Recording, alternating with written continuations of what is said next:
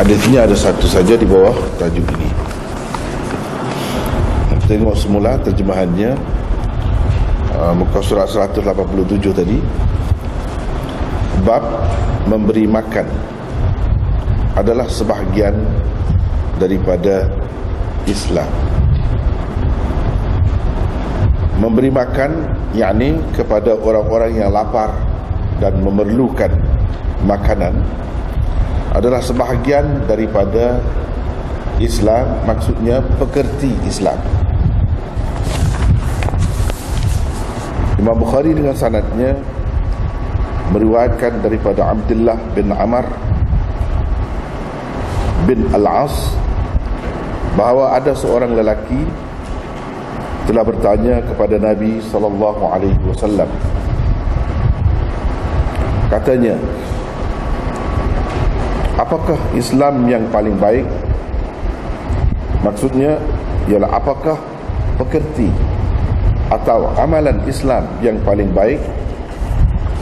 Nabi SAW bersabda, memberi makan, yakni kepada orang-orang yang lapar dan memerlukan makanan, dan memberi salam. Ini pada muka surat 192 sambungan terjemahan ini. Dan memberi salam, sama ada kepada orang yang telah engkau kenali atau belum. Itulah terjemahan bagi hadis yang ke-12. Hadis yang ke-12 di bawah Kitabul Iman.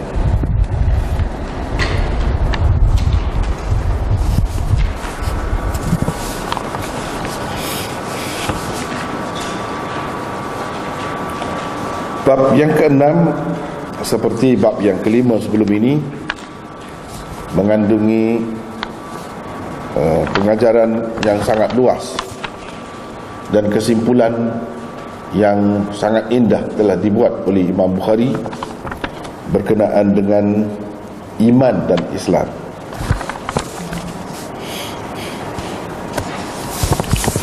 Saya ada buat nota di situ, nota yang ke-125.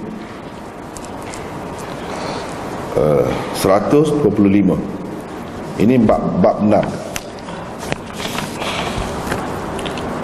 Bab 6 yang lalu,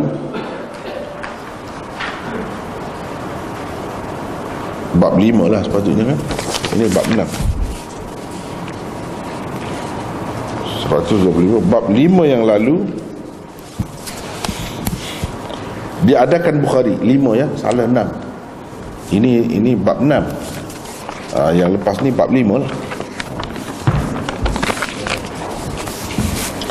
Bab 5 yang lalu diadakan Bukhari untuk menghilangkan kekeliruan yang mungkin timbul. Oh tidak, ni betul lah, ni bab 5 dengan hadis di bawahnya.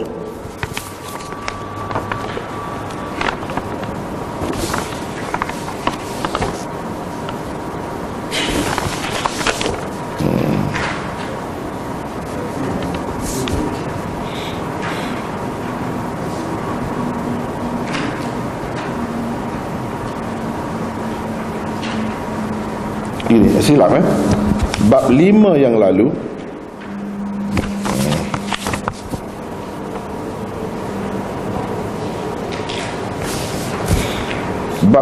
yang lalu diadakan Bukhari untuk menghilangkan kekeliruan yang mungkin timbul daripada bab 4. Bab 4 mana dalam nota sebelum ini, daripada bab 4 dengan hadis di bawahnya. Sebab hadisnya sama. Hadisnya sama dengan bab 5. Bab 4 itu hadisnya sama. Kekeliruan bahawa orang yang menyakiti orang-orang lain baik dengan lidah dan tangannya sebenarnya bukan seorang Muslim. Nabi SAW sendiri menafikan keislamannya melalui sabda baginda di bawah bab 5 tersebut. di bawah bab 4 lah. Menurut Bukhari, bukan begitu sebenarnya maksud hadis di bawah bab 5 itu. Ia dengan hadis-hadis di bawah bab 6, 7, 8 dan seterusnya lebih bermaksud menyatakan tahap dan peringkat kesempurnaan iman atau Islam seseorang penganut agama Islam. Hadis di bawah bab 5 bermaksud menyatakan orang yang tidak menyakiti orang-orang lain baik dengan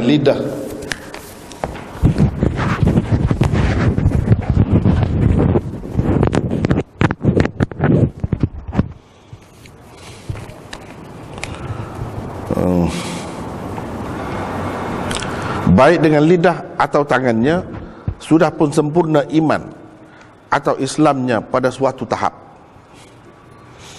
Orang yang menyakiti orang-orang lain pula kurang atau tidak sempurna iman dan Islamnya.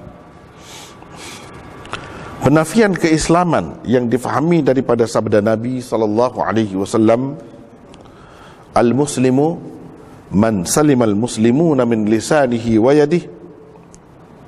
Maksudnya, orang Islam sebenar, orang Islam ialah orang yang orang-orang Islam lain terpelihara daripada gangguan atau kejahatan lidah dan tangannya.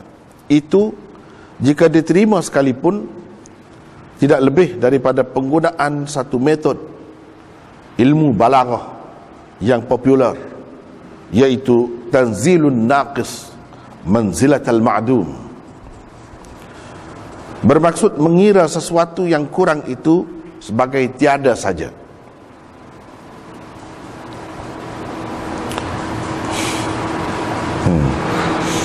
Menerusi bab 6 ini pula, Imam Bukhari hendak menyatakan tahap kesempurnaan iman atau Islam yang lebih tinggi lagi daripada yang asas tadi. Apabila seseorang Muslim melakukan sesuatu yang bermanfaat kepada orang lain di samping tidak menyakiti dan membahayakannya, tahap kesempurnaan iman atau Islamnya tentulah lebih tinggi daripada kalau ia hanya tidak menyakiti dan membahayakan semata-mata.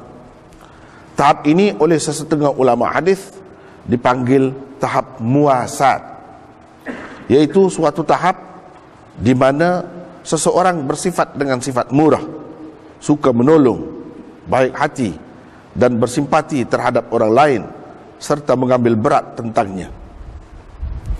Menerusi bab 7, iaitu bab akan datang, bunyinya babun minal iman an yuhibba li akhihi ma yuhibbu li nafsihi. Bab sikap seseorang yang suka untuk saudaranya apa yang ia suka untuk dirinya adalah sebahagian daripada iman. Bukhari menyatakan tahap kesempurnaan iman dan Islam seseorang yang lebih tinggi lagi daripada yang tersebut di dalam bab 6 sebelumnya. Muslim pada tahap ini suka kalau saudara seagamanya mendapat apa yang ia sendiri suka mendapatnya. Tahap ini dipanggil tahap musawat, iaitu suatu tahap di mana seseorang mahukan kebaikan untuk saudara seagamanya seperti ia mahu untuk dirinya sendiri. Tahap yang lebih tinggi dan hebat lagi daripada yang tersebut di dalam bab 7 ialah yang dikemukakan oleh Bukhari menerusi bab 8, iaitu babun hubbur rasul sallallahu alaihi wasallam minal iman. Bab cintakan Rasulullah sallallahu alaihi wasallam adalah sebahagian daripada iman. Muslim yang berada pada tahap ini menyayangi orang lain melebihi dirinya sendiri. Orang yang dikehendaki seseorang Muslim menyintainya melebihi anak dan ayahnya, malah dirinya sendiri, tidak lain dan tidak bukan adalah Rasulullah sallallahu alaihi wasallam. Tahap ini dipanggil tahap ithar, yaitu suatu tahap di mana seseorang lebih mengutamakan orang lain daripada dirinya sendiri. Tahap kesempurnaan iman dan Islam, seseorang yang lebih tinggi lagi dari itu ialah yang disebut Bukhari menerusi bab 10, yaitu babun alamatul iman hubbul ansar. Bab tanda iman ialah cintakan Ansar. Muslim yang benar-benar menyintai Rasulullah sallallahu alaihi wasallam bukan sahaja akan menyintai baginda, ia juga akan menyintai orang-orang yang menyintai baginda dan membelanya. Mereka ialah golongan Ansar. Demikianlah tahap-tahap kesempurnaan iman dan Islam seseorang Muslim. Kesempurnaan iman dan Islam seseorang manusia itu adalah suatu yang nisbi. Ia disusun dengan begitu rapi dan cukup indah oleh Imam Bukhari menerusi tajuk-tajuk bab yang dibuatnya. Inilah secara ringkas saya buat macam mana tahap-tahap kesempurnaan iman yang hendak Imam Bukhari kemukakan.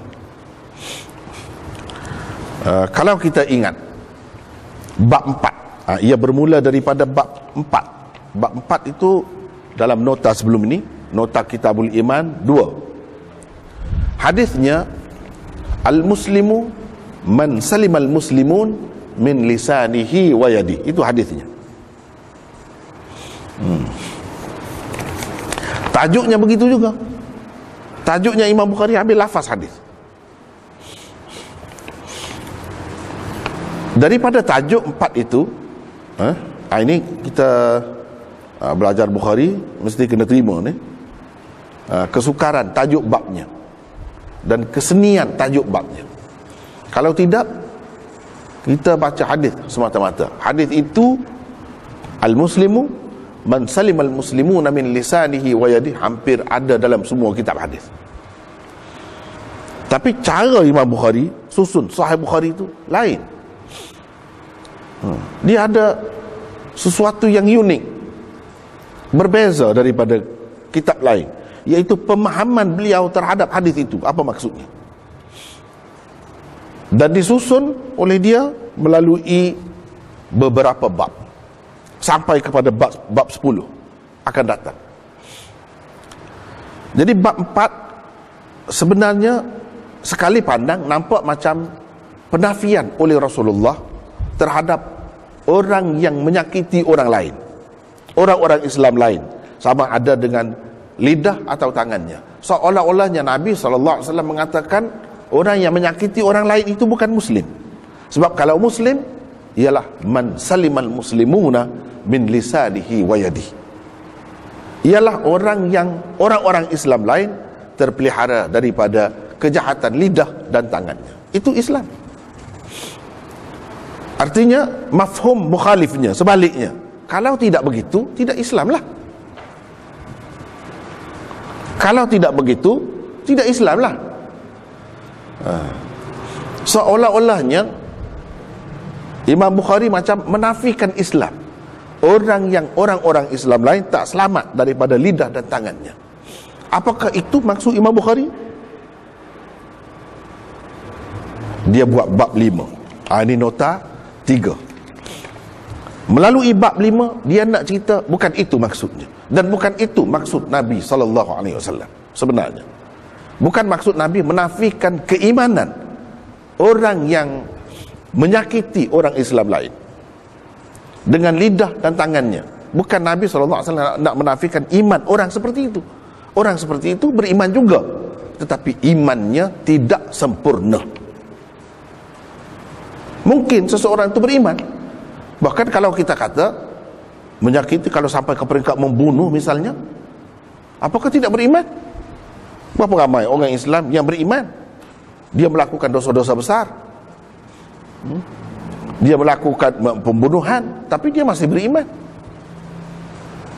Bukan sekadar menyakiti begitu saja dengan lidah dan tangannya, mungkin membunuh sampai ke peringkat itu. Apakah dia tidak beriman? Kalau kita kata tidak beriman, menanglah fahaman Mu'tazilah, menanglah fahaman Khawarij yang mengatakan manusia Islam yang melakukan dosa besar keluar daripada Islam, bukan mukmin, bukan Islam. Jadi apakah Nabi SAW dengan hadisnya itu lebih menyokong fahaman Khawarij dan Mu'tazilah atau menyokong fahaman Ahli Sunnah? Zahir sekali pandang nampak macam ada alasan juga golongan Khawarij, tapi bukan begitu maksudnya. Kalau kita nak kata ada penafian itu menggunakan kaedah ilmu balaghah, iaitu tanzilun naqis manzilatal ma'dum, mengira sesuatu yang kurang itu sebagai yang tiada, sebagai tiada. Jadi bab 4 sebenarnya bukan nak menafikan Islam, orang yang menyakiti orang lain dengan lidah dan tangannya, bukan, tetapi nak menyabitkan Islam yang tidak sempurna. Kalau dia sudah menyelamatkan orang lain daripada gangguan lidah dan tangannya, itu sudah sempurna iman. Tapi sempurna pada tahap asas, tahap pertama. Kalau menyakiti, beriman juga, tetapi iman yang tidak sempurna. Islam juga, tetapi Muslim yang tidak sempurna. Kalau tidak menyakiti, sudah sempurna, tetapi pada tahap pertama. Itu Imam Bukhari nak cerita.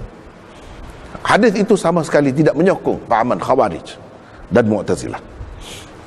Hadis itu hanya mengatakan kalau Muslim, kalau mukmin tapi masih menyakiti Muslim yang lain, mukmin yang lain, itu sebenarnya Muslim dan mukmin yang kurang.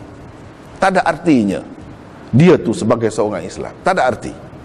Sekurang-kurangnya baru berarti seseorang itu Muslim atau mukmin apabila Muslim dan mukmin lain terpelihara daripada lidah dan tangannya.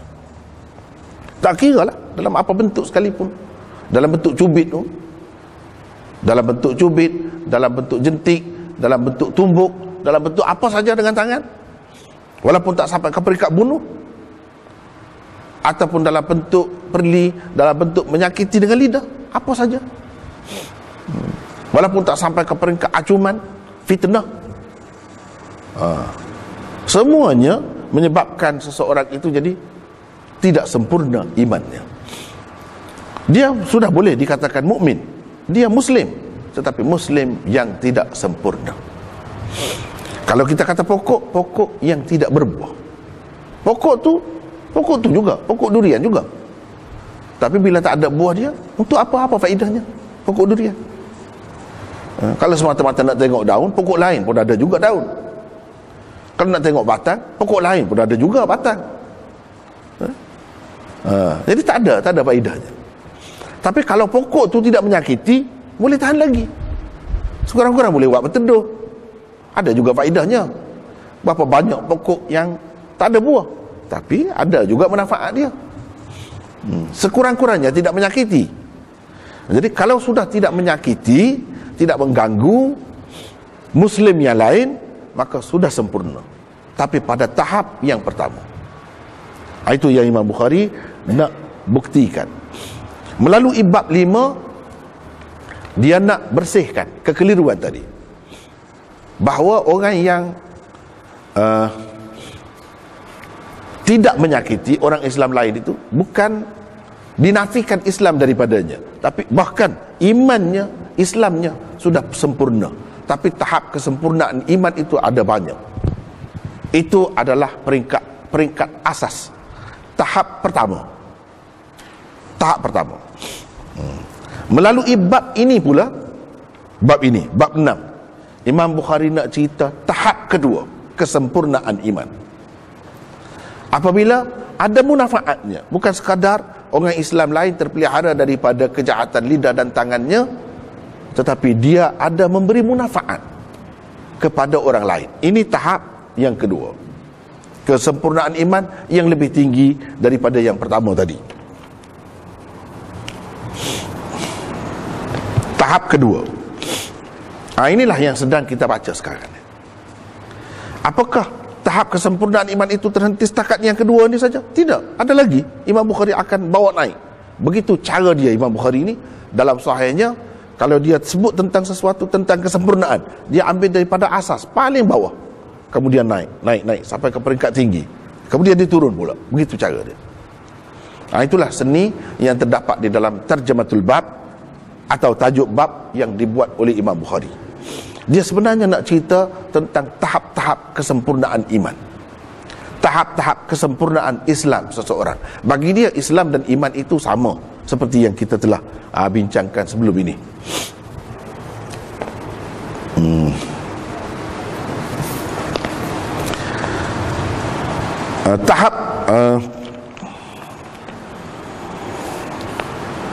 Tahap ini, yakni bab 6 ni, tahap muasat dipanggil. Muasat, bukan musawat. Muasat. Ini tahap 6. Hadis bab yang ke-6 ini tahap muasat namanya. Dalam istilahnya dipanggil muasat.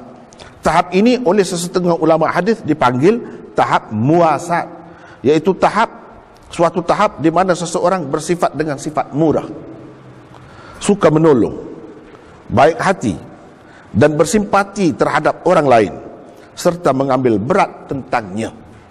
Itu maksud tut'imut ta'am wa taqra'us salam ala man 'arafta wa man lam ta'rif. Dia mengandungi ini, unsur-unsur ini. Dia bukan setakat orang lain terselamat daripada kejahatan dia, tidak, tapi dia berguna kepada orang lain, bermanfaat kepada orang lain. Ini peringkat muasat. Bab ke-7 nanti, baik kita daripada awal lagi cerita apa maksud setiap satu bab ini. Bab ke-7 nanti, iaitu bab minal iman an yuhibba li akhihi ma yuhibbu li nafsihi. Bukhari menyatakan tahap kesempurnaan iman dan Islam seseorang yang lebih tinggi lagi daripada yang tersebut di dalam bab 6 sebelumnya.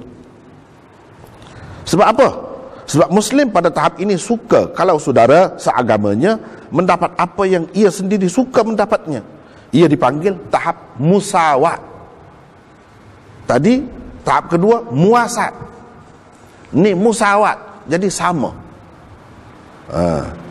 Dia dengan orang lain jadi sama. Tahap itu.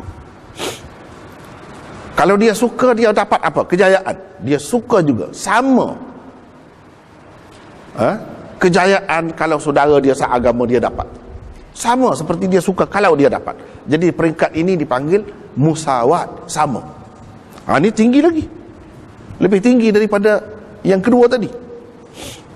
Tahap musawat. Apa yang dia suka? Apa dia suka? Ikutlah apa saja yang kita suka. Kita suka rumah tangga bahagia? Suka. Kita suka ke tidak kalau saudara kita seagama kita mendapat keluarga bahagia? Suka juga. Macam mana suka? Seperti kita suka, kita dapat sendiri. Ini tahap ketiga, iaitu perasaan kita terhadap saudara seagama sama. Kita nak dia mendapat seperti kita sendiri dapat. Ini tinggi lagi. Tahap musawat dipanggil. Apa saja yang kita suka, kita suka juga untuk saudara kita dapat. Apalagi kita nak kata kita tak suka dia berjaya, tak ada langsung macam tu. Tak ada langsung. Kalau boleh macam seorang ayah, katakanlah dia nak anak dia tu berjaya, paling tidak kalau dia berjaya dah lah macam dia, kalau lebih lagi pun tak apa. Tak ada langsung perasaan dengki, iri hati, tak suka, tak ada. Bahkan dia nak kalau boleh sama lagi suka. Kalau lebih lagi pun tak apa. Itu perasaan macam tu. Ini bukan perasaan terhadap anak saja, terhadap saudara seagama. Ini tahap iman yang ketiga.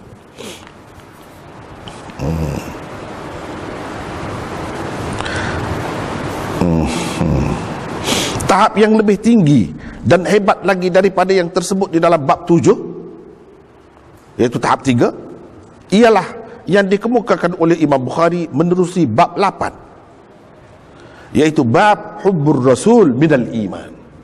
Ini tahap keempat. Tahap keempat dalam kesempurnaan iman dan Islam seseorang. Bab cintakan Rasul adalah sebahagian daripada iman. Apa maksud dia? Muslim yang berada pada tahap ini menyayangi orang lain melebihi dirinya sendiri. Orang yang dikehendaki seseorang Muslim menyintainya melebihi anak dan ayahnya, malah dirinya sendiri, tidak lain dan tidak bukan adalah Rasulullah sallallahu alaihi wasallam. Dia kena cinta kepada Rasul lebih daripada dia cinta kepada diri dia. Ini yang orang panggil tahap ithar. Wa yu'thiruna ala anfusihim walau kana bihim khasasah. Yu'thirun, ithar, mengutamakan orang lain daripada diri sendiri, walaupun diri sendiri sangat-sangat memerlukan. Dalam keadaan itu pun dia utamakan orang lain. Kalau dia ada sifat ini, maka sempurna iman dia pada tahap yang lebih tinggi. Tahap yang keempat. Ini tahap ithar, dipanggil tahap ithar.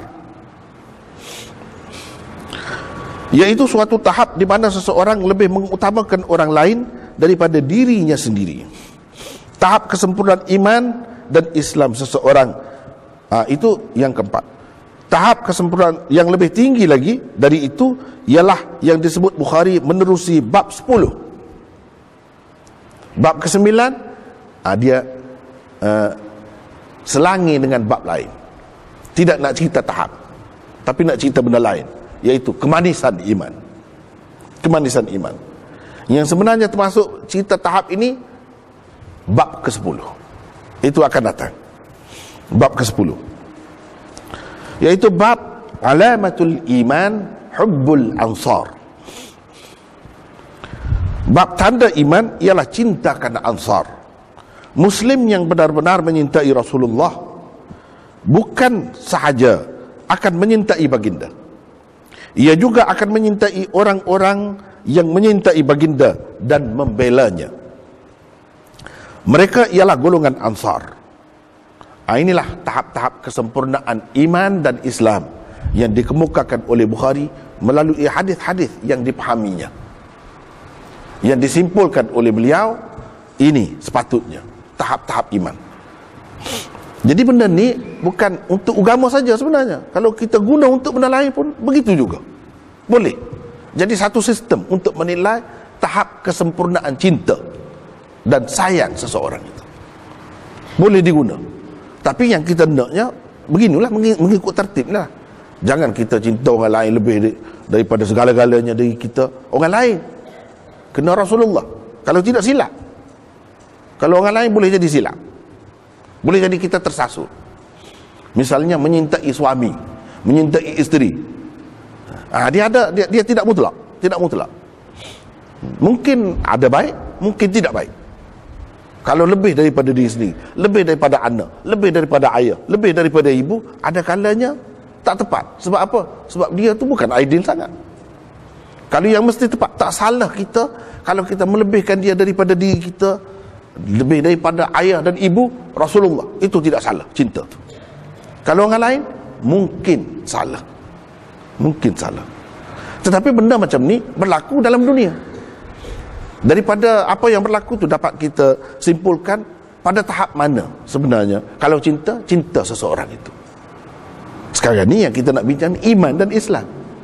Tapi kalau tertib tadi untuk mengukur cinta pun boleh juga.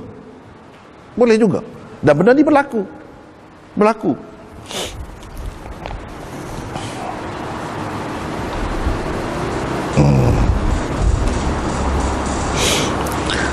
Kesempurnaan iman dan Islam seseorang manusia itu adalah suatu yang nisbi. Jadi nak ceritanya benda ni nisbi. Tak boleh kita kata sama betul seseorang itu, walaupun ada pada tahap yang sama. Tak sama. Nisbi. Jadi kalau kata yang macam tu sudah sempurna iman, ya sempurna. Nak banding dengan yang kurang, yang tahap 2 sempurna dah. Tapi nak banding dengan tahap 3, dia kurang lagi. Tapi nak banding dengan tahap sebelum itu, dia tinggi. Itulah yang dikatakan nisbi.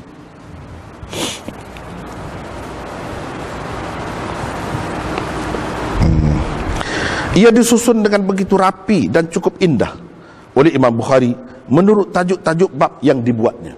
Inilah benda yang kita kena perhati. Yang keistimewaan Bukhari ini terletak di sini. Fiqhul Bukhari fi tarajimihi. Kebijaksanaan Imam Bukhari terletak pada tajuk bab yang dibuat. Apa maksud tajuk bab itu? Kenapa dia susun begitu? Kalau kita tak dapat itu, tak dapat sebenarnya belajar Bukhari. Yang orang belajar Bukhari yang istimewa sangat, itu nak dapat yang itulah. Kalau tak dapat itu, bincang hadis saja. Mana-mana pun boleh, dalam kitab lain pun ada. Yang Bukhari ni orang perhati 100 orang lebih yang syarah Bukhari. Semua fikir, semua nampak memang unik kitab ni. Dia bukan susun saja-saja tu. Lepas bab ni dia buat ini, lepas ni dia buat ni. Bukan saja-saja macam orang lain buat tajuk. Ini tajuk lain pula, tajuk lain pula. Bukan saja-saja. Tapi dia ada maksud tersiratnya yang sangat dalam, sangat seni. Tidak dapat menjangkau kesenian dia tu kecuali orang yang seni juga. Itulah ringkas cerita. Kita nak dapat benda ni macam mana? Tengok syarah-syarah Bukhari. Orang-orang yang buat tu orang macam mana? Memang hebat-hebat. Dia akui dalam dunia. Mereka akui. Ini maksud Imam Bukhari. Yang lain, mari lagi, tambah lagi, tokok tambah lagi. Sehingga nampak hebat. Sebab itulah orang kagum dengan Bukhari ini daripada dulu sampai sekarang. Orang menilai itu bukan calang-calang orang. Bukan sembarangan orang. Tapi kitab lain tidak seperti itu. Tak sampai begitu. Dan kalau nak kata susah, sukar pun memang sukar. Cuba tengok. Nak fikir macam tadi itu macam mana? Kita dapat sedikit sebanyak ni sebab tengok situ, tengok sini, gabung semua tu. Dapatlah. Dengan belajar daripada guru-guru cerita begini, cara Bukhari, baru nampak. Kalau tidak, tak nampak. Sekali pandang, tak nampak. Itu yang peliknya. Kitab ni, yang ulama kata kitab yang ajaib.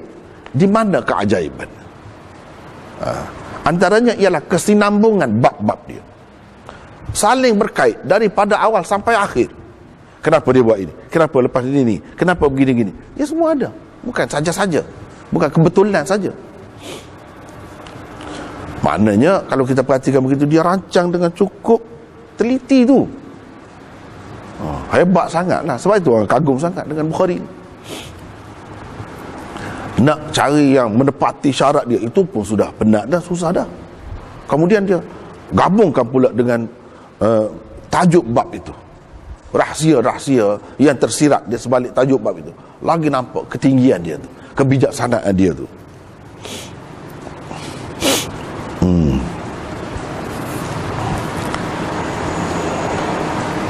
Maka dakwaan benar-benar cintakan seseorang tidak seharusnya diterima mentah-mentah.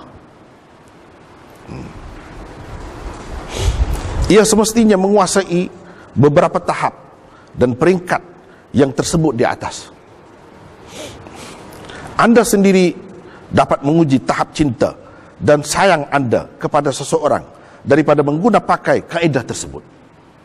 Kita dapat guna ni. Benda ni praktikal. Kita boleh guna sendiri. Nak nilai orang pun boleh. Guna kaedah ini.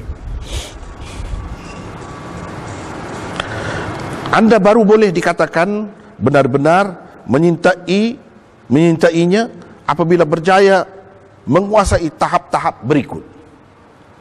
Ini tahap ni kena kuasai. Orang yang sudah melepasi tahap ni sampai ke akhir, memang betul. Dia berada di kemuncaknya. Kalau belum sampai, mana tak sempurna lagi lah. Nak kata sempurna, boleh dah. Tapi ada banyak tahap dia. Yang sempurna betul apabila sampai di puncaknya. 1. Orang yang dicintai dan disayangi anda terpelihara daripada kejahatan lidah dan tangan anda. Itu pengenalan yang pertama. Kalau seisteri itu, suami dia, dia tak selamat daripada lidah dan tangan suami dia. Jauh lagi, asas pun tak ada cinta. Baru dia boleh kata suami dia cintakan dia? Paling tidak suami dia tidak mengganggu, menyakiti dia dengan lidah dan tangannya, dengan apa cara sekalipun. Kalau tidak, asas pun tak ada, asas cinta tu pun tak ada. Ini sekurang-kurang. Inilah mengikut tertib yang dibuat oleh Imam Bukhari. Kalau lidahnya apa saja dia kata, dia sumpah, dia laknat macam-macam, jauhlah. Manalah kita nak terima dakwaan cinta macam tu. Sebaliknya pun sama. Nak menilai isteri itu cinta ke tidak, tengok dulu, adakah dia menyakiti kita dengan lidah dan tangannya. Lidah dan tangan itu seperti kita telah bincangkan, luaslah maksud dia.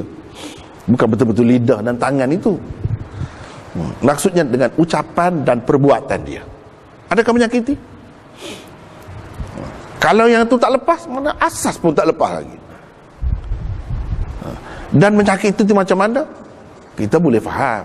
Semua hidup, semua ada hati kecil. Kalau tutup pintu kuat-kuat itu pun, perbuatan itu kita sudah faham dah, sudah terasa hati dah. Kalau cakap tu sentiasa mencekik saja, guna yang pedas-pedas saja, itu pun sudah terasa. Kadang-kadang sampai menangis sepanjang malam. Kita tak terasa, isteri terasa. Tak terpelihara daripada lidah dan tangan kita. Kena baikilah. Kalau kita boleh ukur diri kita sendiri, betulkah aku menyintai dia? Menyintai isteri, menyintai anak, menyintai siapa pun. Ini asasnya. Yang kedua, anda sentiasa membantu, menolong dan mahukan kebaikannya. Ini peringkat kedua, tahap dua. Kalau dia ada ini, sempurna di tahap itu. Yang nisbi yang kita kata tadi, di tahap itu. Kalau tak ada mahu kebaikan, bantu pun tak ada, bagi duit pun tak ada, bagi sokongan pun tak ada, bagi semangat pun tak ada, macam mana nak kata cinta? Cinta kepada anak ke, isteri ke, atau suami ke, atau siapa sajalah. Yang ketiga, anda berasa suka dan gembira orang yang dicintai dan disayangi anda mendapat apa yang anda sendiri suka, dan gembira kalau mendapatnya. Ini peringkat musawat. Yang kedua tadi peringkat muasat, dalam istilah yang kita sebut tadi. Ini dia macam tu. Kadang-kadang kita tengok dalam masyarakat kita ni, kedua-dua suami isteri itu berkerjayalah kita kata, tapi masing-masing cemburu, iri hati, tak mahu tengok kelebihan suami dia, atau sebaliknya tak boleh tengok kelebihan isteri dia. Itu tak betul lah. Kalau betul-betul sayang dengan dia, seperti mana kita suka untuk kita suka juga untuk dia. Kena sama. Kalau tak sama, kena tak sayang betul lagi. Boleh nilai. Kita boleh ukur diri kita sendiri, boleh cek diri kita sendiri. Sekarang ni dengan ada benda-benda ni, kita boleh cek lah. Macam sekarang ni nak tengok darah tinggi, ada alatnya, pakai mesinnya, guna sendiri, tak payah jumpa doktor. Nak tahu kepanasan, boleh, guna tapak di sini, boleh tengok panas berapa Celsius. Boleh tengok. Nak tengok api sudah guna sebanyak mana, boleh tengok sebanyak mana, berapa, boleh tengok. Air sebanyak mana. Kita semua ada alat sekarang ni, ada mesin, ada enjin, macam-macam boleh guna dan boleh cek sebanyak mana. Guna ada meter, kereta sebanyak mana, boleh tahu sampai tempat, sebanyak ni kena bayar. Macam mana nak tahu jiwa kita, nak cek jiwa kita, hati kita, dia kena macam ni. Tak ada alat itu, tak ada alat itu. Ini kita boleh periksa sendiri, boleh tengok sendiri, boleh kesan sendiri. Daripada situ kita tahu. Maknanya sukar ni benda susah ni. Bercakap senang, ya saya sendiri pun yang bercakap senang, nak buat itu susah. Walau bagaimanapun kita faham dulu, kena faham dulu, barulah cuba nak buat. Kalau benda tu tak tahu apa lagi, kita tak faham, tak tahu pun lagi, macam mana kita nak cuba buat? Jadi sekarang ni dalam bab ilmu di peringkat itu nak tahu dulu macam mana caranya. Yang keempat, anda menyintainya melebihi diri anda sendiri dan apa saja yang disayangi anda. Itu tahap empat. Ini dipanggil tahap ithar. Tahap ithar. Tahap ithar ini kita boleh tengok seorang ibu, dia sanggup berlapar, sanggup susah, asalkan anak dia tu selamat. Kadang-kadang bila terdedah kepada bahaya, dia akan meletakkan diri dia di depan, bukan di belakang. Bukan dia cuba nak menyelamatkan diri dia, dia cuba selamatkan orang yang disayangi. Sampai peringkat itulah tu. Kalau tak sampai peringkat itu, tak ada, dia tak akan buat begitu.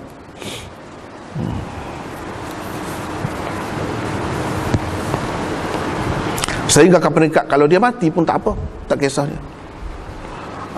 Ini kalau individu dalam keluarga, bangsa, masyarakat pun sama juga.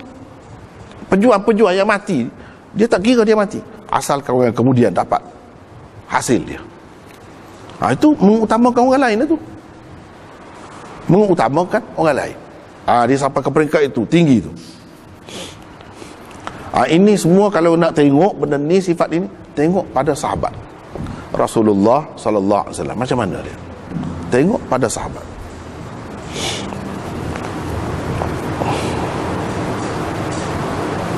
Yang kelima, anda bukan sahaja menyintai dan menyayanginya, malah menyintai dan menyayangi juga orang-orang yang menyintai dan menyayanginya. Kita bukan sekadar sayang kepada dia, kita sayang juga kepada orang yang sayang kepada dia. Ini peringkat lebih tinggi lagi. Kita sayang kepada Rasulullah, kita sayang juga kepada Allah. Kenapa? Allah sayang kepada dia. Kita sayang juga kepada orang baik-baik, sebab orang baik-baik semua suka dengan Rasulullah sallallahu alaihi wasallam. Bukan sayang kepada dia saja. Sampai ke peringkat itu boleh berlaku.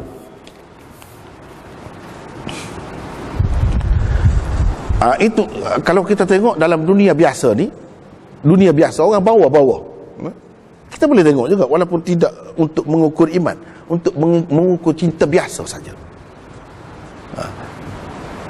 Kalau orang yang baru-baru bercinta, baru-baru kahwin misalnya, semua yang teman dia tu suka, dia suka. Dia suka. Padahal asalnya dia tak suka, tapi jadi suka. Gaya-gaya dia, percakapan dia pun macam tu juga, terikut-ikut. Sampai macam tu. Dan dia jadi sayang kepada orang-orang yang dikeliling dia tu. Sayang kepada benda yang orang tu sayang, kekasih dia tu sayang.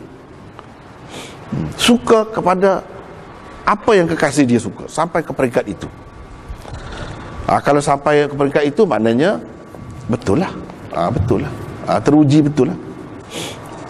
Cumanya kalau manusia biasa ni, untuk apa kita sayang kepada dia sampai begitu? Apa faedahnya? Ada kalanya boleh menyesatkan seseorang itu. Kadang-kadang dia boleh tukar agama kerana mengutamakan dia. Sampai ke peringkat itu, kerana mengutamakan perempuan atau lelaki, itu boleh tukar agama. Itu bahayalah. Membawa kebinasaan lah kepada diri sendiri kalau macam tu. Sebab manusia yang dicintai itu, dia tak ada apa pun, cuma perasaan kita saja yang berasa dia lebih tu. Dia tu sendiri nak bawa ke mana kita, kalau kita turut dia, tak tahu lagi. Tapi kalau Rasulullah sallallahu alaihi wasallam, mesti kalau kita turut dia, ikut dia, mesti yang betul, yang benar, walaupun kita mati kerananya. Mesti itu, sebab asasnya agama mesti baik, mesti baik.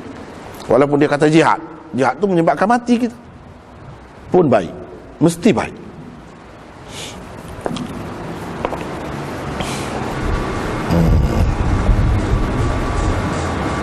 Kalau begitu maksud susunan bab yang dibuat Bukhari untuk menyatakan tahap-tahap kesempurnaan iman dan Islam seseorang, bermula dari bab 5 hingga bab 10, dapat diringkaskan seperti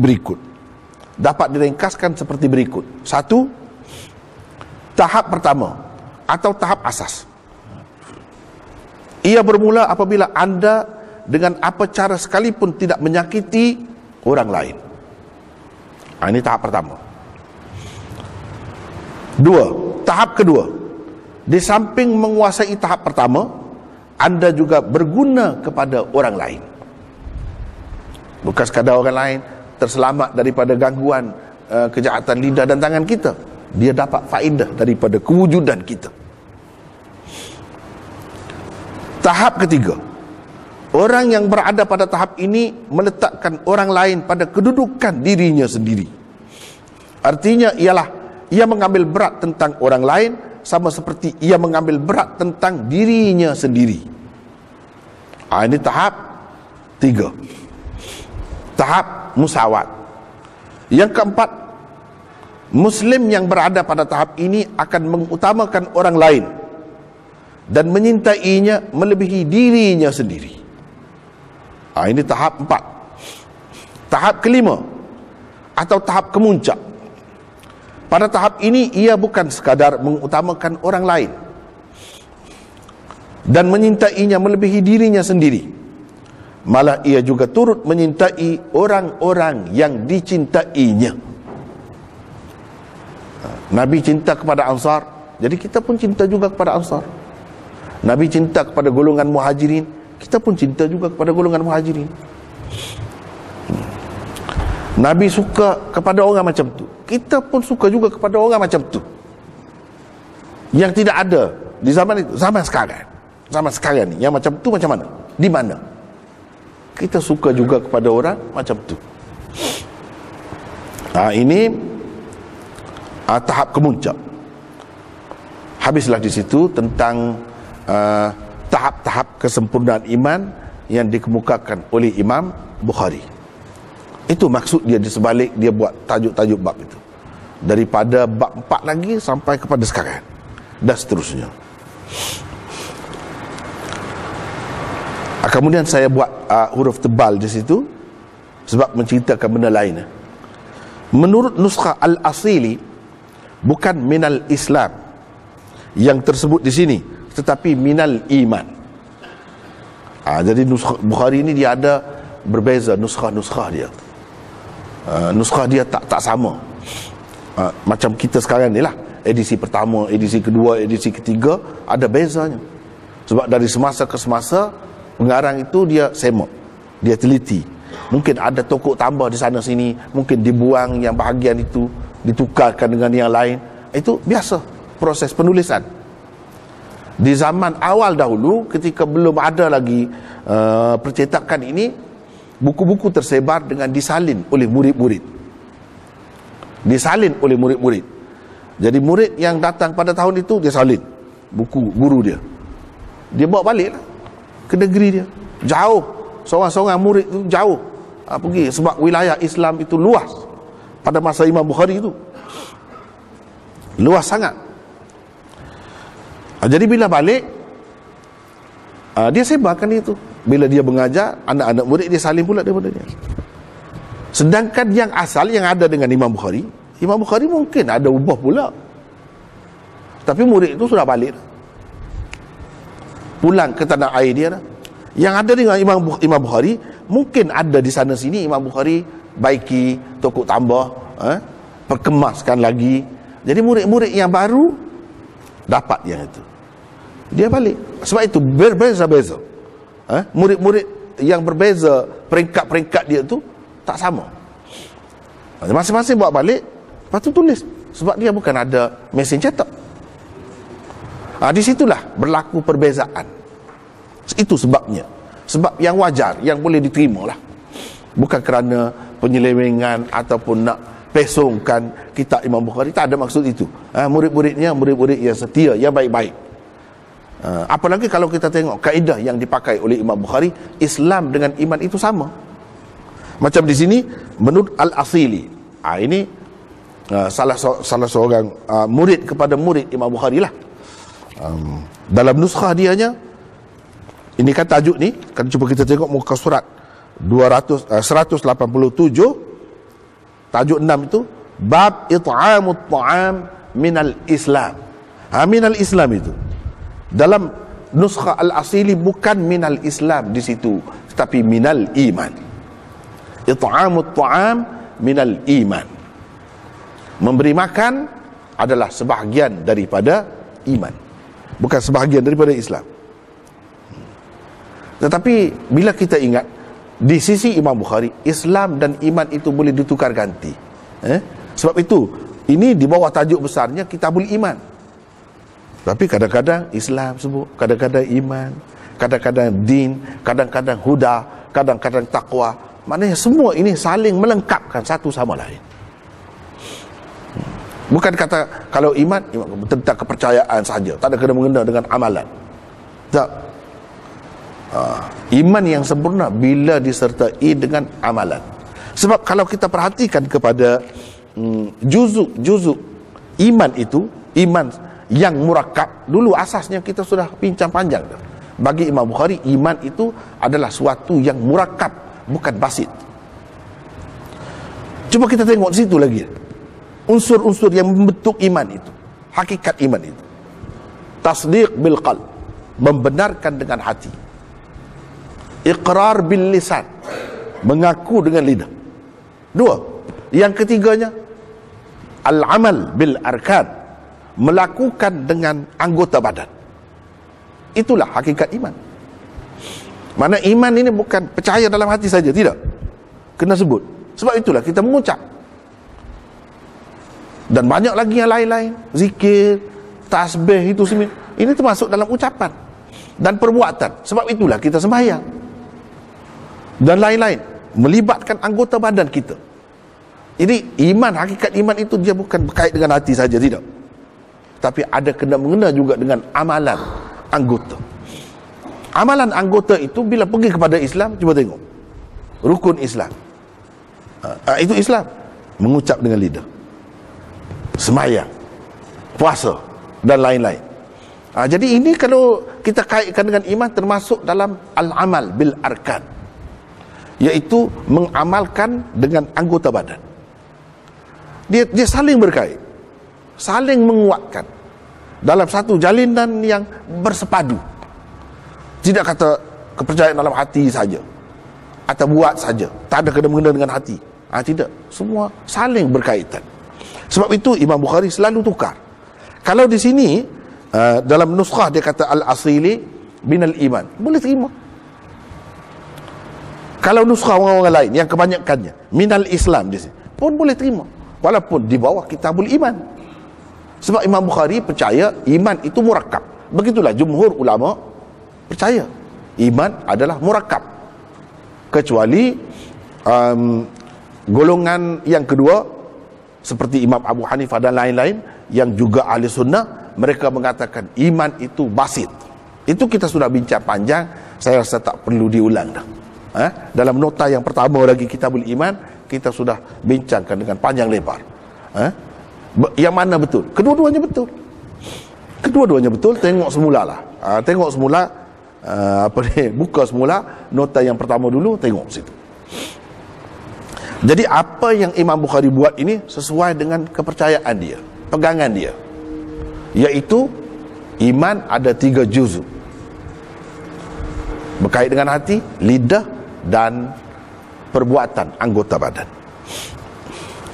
Jadi sini kita kata tut'imut ta'am, bagi makan, tidak melibatkan badan. Nak hulur, buat masak, nak makan, bagi makan, masak dulu. Ini semua terlibat. Dan kita bagi makan itu tak ada kepercayaan apa-apa ke? Mesti ada kan? Mesti ada. Nak pahala kau, kita kata, sebab Allah SWT menjanjikan pahala yang besar kepada orang yang buat kebajikan macam ni. Itu termasuk hati. Taqra'us salam, itu ucapan dengan lidah. Itu akan kita bincangkan nanti. Jadi semua ni saling berkait. Kalau ada perbezaan nuskhah, ada minal iman, di sini minal Islam, itu tak menimbulkan masalah, boleh diterima semuanya.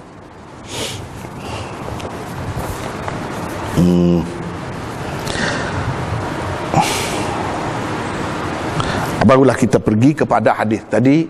Kita bincang tentang tajuk bab, tajuk bab yang dibuat oleh Imam Bukhari, iaitu tajuk bab yang ke-6.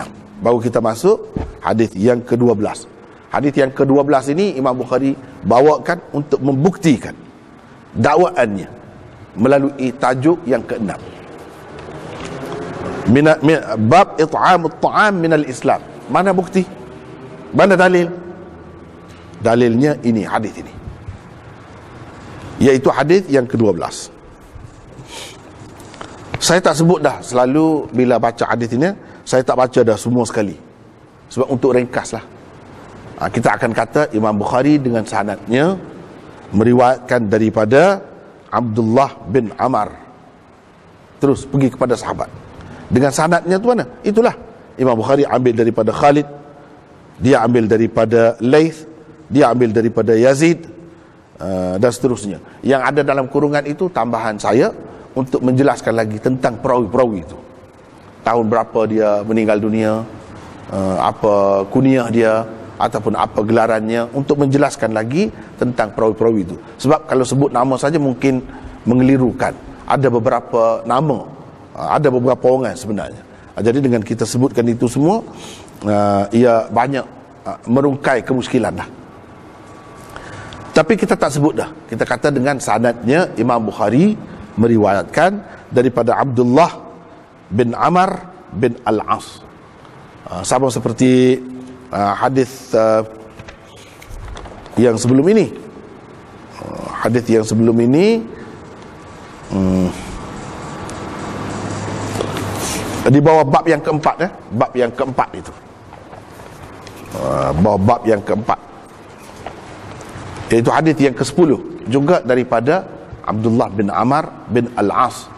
Al-muslimu man salimal muslimun min lisanihi wa yadi, itu riwayat Abdullah bin Amr bin Al-As. Hadis yang ke-12 di bawah bab 6 ini pun daripada Abdullah bin Amr bin Al-As juga.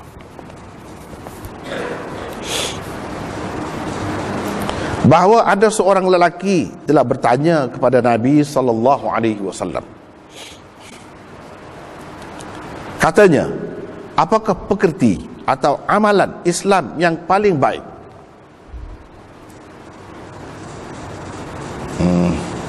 Ayyul islami khairun. Kalau dalam bab yang ke-5 sebelum ini kan, cuba perhatikan nota ni, muka surat pertama, bab ayyul islam afdalu. Di sini ayyul islami khairun. Ayyul Islam afdalu, itu soalan sahabat dalam hadis. Ayyul Islami afdalu, Nabi SAW jawab, man salimal muslimun min lisanihi wa yadihi. Di situ bila kita terjemahkan tajuk 5 tu, bab orang Islam, bukan pekerti Islam atau amalan Islam, tapi orang Islam. Kenapa diterjemahkan begitu? Kita sudah bincang dah minggu lepas. Kena tengok semula lah. Sekarang ni ada rakaman, boleh tengok. Jadi saya rasa tak perlu ulang dah. Kenapa? Zahirnya nampak sama, tapi terjemahan tak sama. Kenapa? Itu kita telah bincangkan pasal bab ke-5. Ini bab yang ke-6. Apakah pekerti atau amalan Islam yang paling baik? Mana amalan dalam Islam ni ada banyak. Kita telah bincangkan kaedah ayyun sebelum ini. Ayyun mesti yang selepasnya tu, yakni perkataan yang dimasukinya itu mesti kena banyak. Dia tak boleh satu. Ayyul Islam afdal. Islam satu. Sebab itu kita takdirkan ayyu dhawil Islam afdal. Ayyu ashabil Islam afdal. Itu kita telah bincangkan, dalam nota ni pun ada. Di sini kita tak boleh takdirkan, andaikan yang dibuang itu dhawi atau ashab, tetapi kita kena takdirkan khisal, a'mal. Ayyu a'malil Islam khairun, ayyu khisalil Islam khairun. Yani merujuk kepada pekerti dan amalan. Dan amalan itu banyak, pekerti pun banyak. Yang paling baik, Nabi SAW bersabda seperti yang kita telah baca dalam terjemahan tadi. Para ulama bincang ni, bahawa ada seorang lelaki siapa lelaki itu. Ini kalau dalam kitab-kitab hadis, dia ada satu bab tentang rijal, namanya Al-Mubhamat, atau kitab yang berasingan, membicarakan perawi-perawi yang samar, tak jelas. Jadi mereka cuba selidik, cuba cari siapa yang tidak jelas itu. Macam di sini, lelaki, seorang lelaki. Siapa lelaki itu? Kalau kita merujuk kepada syarah-syarah hadis pun boleh juga. Tapi kalau kitab khusus, lebih mudah sikit. Lebih mudah sikit. Misalnya di sini disebut ada nota itu 126, para ulama berbeza pendapat tentang lelaki yang tidak disebut namanya ini. Adakah dia orang Islam atau tidak Islam? Mungkin macam-macam tu boleh berlaku. Kalau Islam, apa namanya? Kenapa tidak disebut di sini?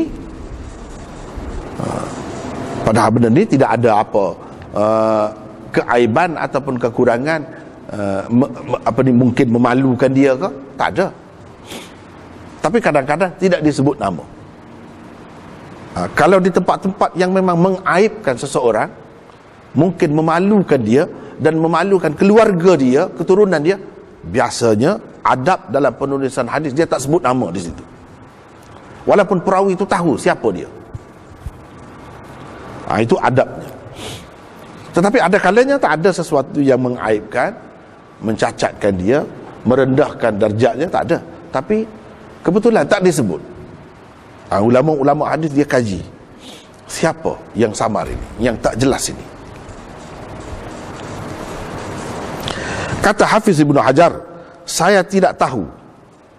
Maksudnya dengan pasti. Dia sendiri juga yang cerita orang tu, orang ni itu, tapi dengan pasti. Saya tidak tahu dengan pasti siapa namanya. Sesetengah ulama berpendapat lelaki berkenaan ialah Abu Dzar. Ada yang kata begitu.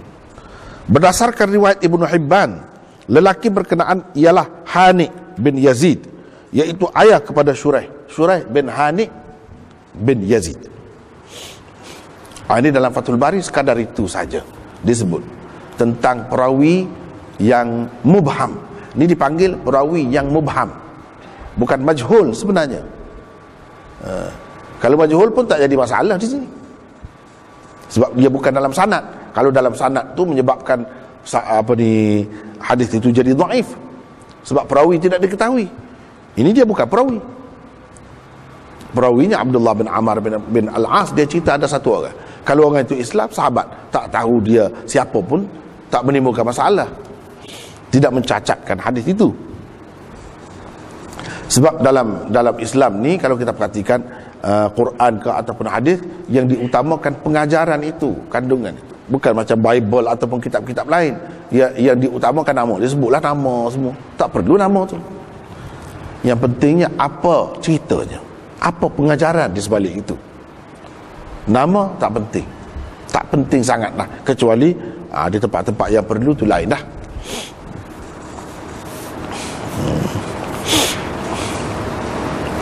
Apakah Islam yang paling baik, yakni pekerti ataupun amalan dalam Islam yang paling baik? Di situ kita ada nota pula 127. Jika diteliti pertanyaan para sahabat kepada Nabi SAW berhubung dengan amalan dan pekerti Islam yang terbaik atau lebih baik, paling utama atau paling disukai Allah, kita akan dapati pada umumnya ia berkisar di sekitar perkataan-perkataan khair, afdal atau ahabbu ilallah. Ayyul amal ahabbu ilallah, ayyul amal afdal, ayyul amal khairun. Sekitar ini, afdal, khair, ahabbu ilallah, sekitar ini. Kenapa Nabi guna ini? Sahabat-sahabat pun guna ini. Daripada cara dia guna tu dan daripada jawapan Nabi SAW tu, nampak sangat mereka ini seorang yang budiman, bijaksana, tahu selok-belok bahasa tu dengan cukup mendalam. Mereka ni bukan orang badui semuanya. Kalau yang Badui itu betul lah, memang ada lah banyak kesilapan sana sini. Tapi kalau sahabat-sahabat yang lama ni, bila dia tanya tu tepat. Dan Nabi SAW pun jawab, kena perhati semua tu, bukan saja-saja tu. Sebab itu kita dapati jawapannya berbeza. Kalau tanya begini, gini jawapannya. Kalau tanya begini, gini jawapannya. Tak sama.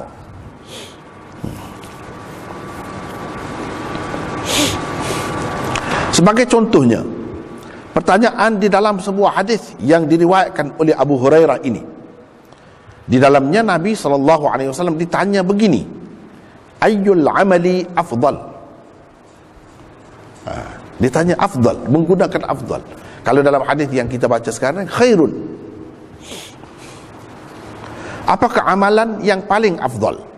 Jawab baginda sallallahu alaihi wasallam, imanun billah wa rasulih. Qila thumma madha? Qala al-jihad fi sabilillah. Qila thumma madha? Qala hajjun mabrur. Bermaksud beriman kepada Allah. Apakah amalan yang paling afdal? Jawapannya Nabi SAW kata, beriman kepada Allah dan Rasulnya. Padahal kita kata beriman itu hati, percaya tu hati. Tapi dia jawab kepada pertanyaan amal. Amal. Zahirnya kalau kata amal ni, amal dengan anggota lah. Hati ni macam mana? Dia ada perbahasan pula di situ. Jadi itu amalan hati namanya, amalan hati. Nabi SAW ditanya lagi, kemudian apa? Yang diselepas itu, bawah sedikit. Jawab baginda, berjihad di jalan Allah. Nabi SAW terus ditanya, kemudian apa? Jawab baginda SAW, haji yang mabrur. Itu peringkat ketiga, bawah sikit, bawah lagi daripada yang kedua tadi, iaitu haji yang diterima Allah. Hadis riwayat Bukhari juga. Pertanyaan yang menggunakan perkataan khairun misalnya, dapat anda lihat di dalam hadis 12 yang sedang kita bicarakan sekarang. Ayyul Islam khairun? Itu ditanya, khairun. Sahabat bertanya, ayyul Islami khairun? Apakah amalan atau pekerti Islam yang terbaik? Jawab Nabi SAW, tut'imut ta'am wa taqra'us salam ala man arafta wa man lam ta'rif.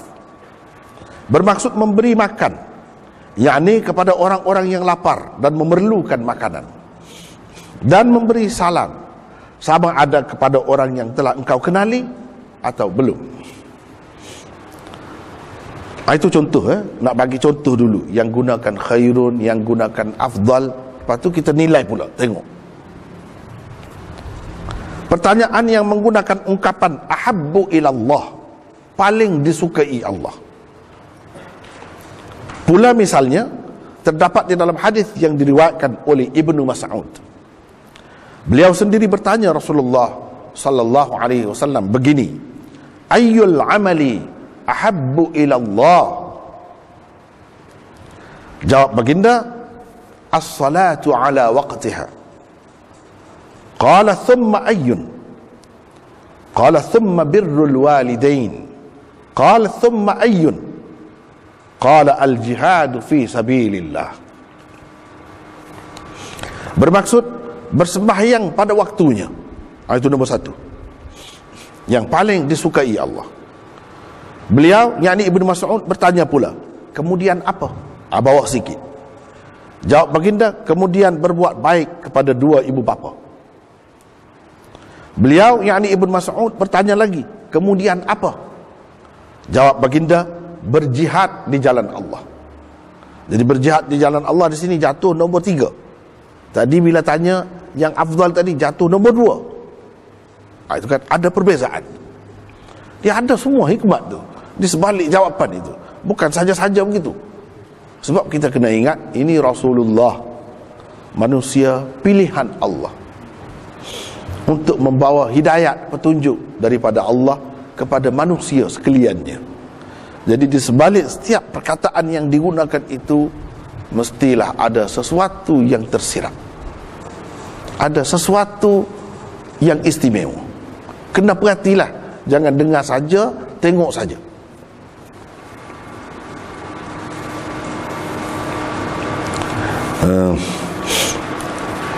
Soalnya, kenapakah Nabi SAW memberi jawapan yang berbeza-beza kepada soalan-soalan yang dikemukakan menggunakan perkataan-perkataan tadi, padahal kesemuanya memberi arti yang lebih kurang sama juga?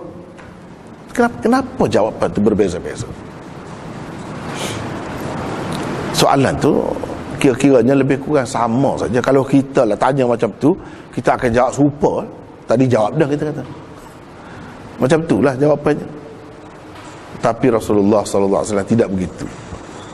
Sebelum Rasulullah tu, sahabat tu sendiri dia guna perkataan itu, menampakkan dia seorang masyarakat, generasi yang bijaksana, bukan generasi yang tidak bertamadun.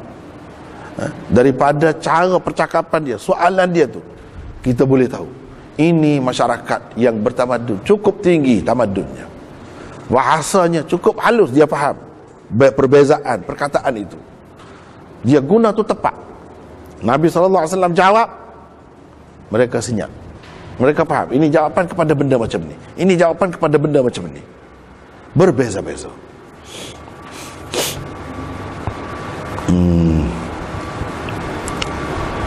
Segolongan ulama telah membuat penelitian khusus terhadap persoalan ini. Mereka mendapati perkataan-perkataan itu sebenarnya tidak sama. Afdal, khair, ahabbu ilallah ni tidak sama.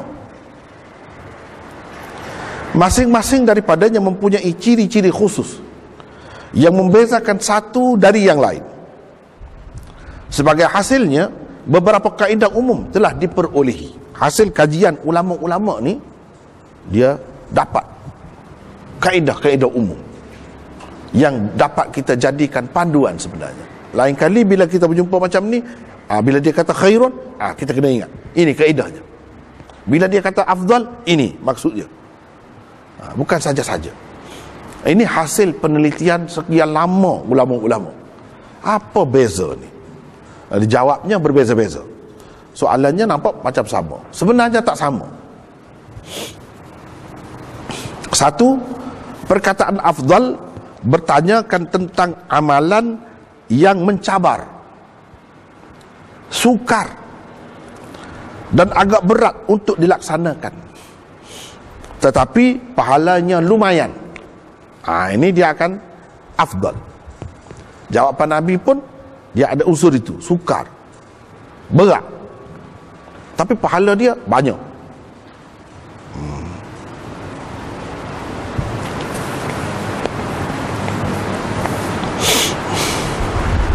Mencabar, beriman kepada Allah dan Rasulnya, berjihad di jalan Allah, dan haji yang mabrur adalah antara contoh yang disebut Nabi di dalam hadis di atas.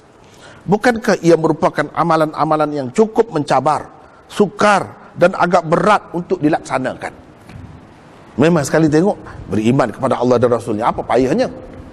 Iyalah kita kepada kita yang keturunan Islam ni tak ada sukar, tak ada mencabar.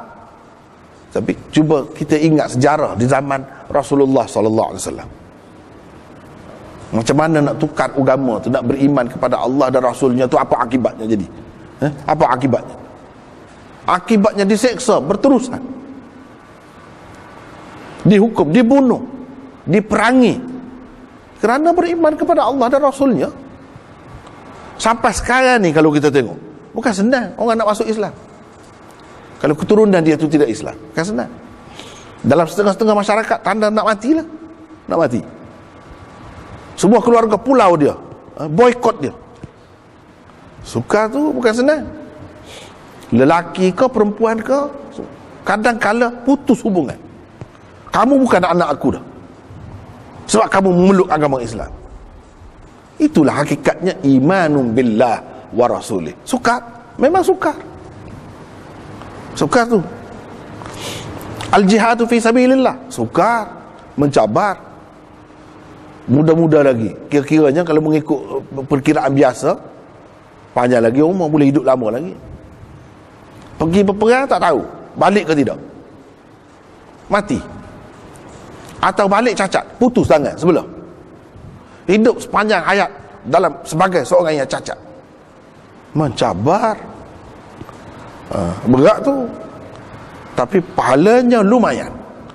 Biasanya kalau ditanya macam ni, afdal begini, benda-benda macam ni, kena ingatlah tu kaedah umum.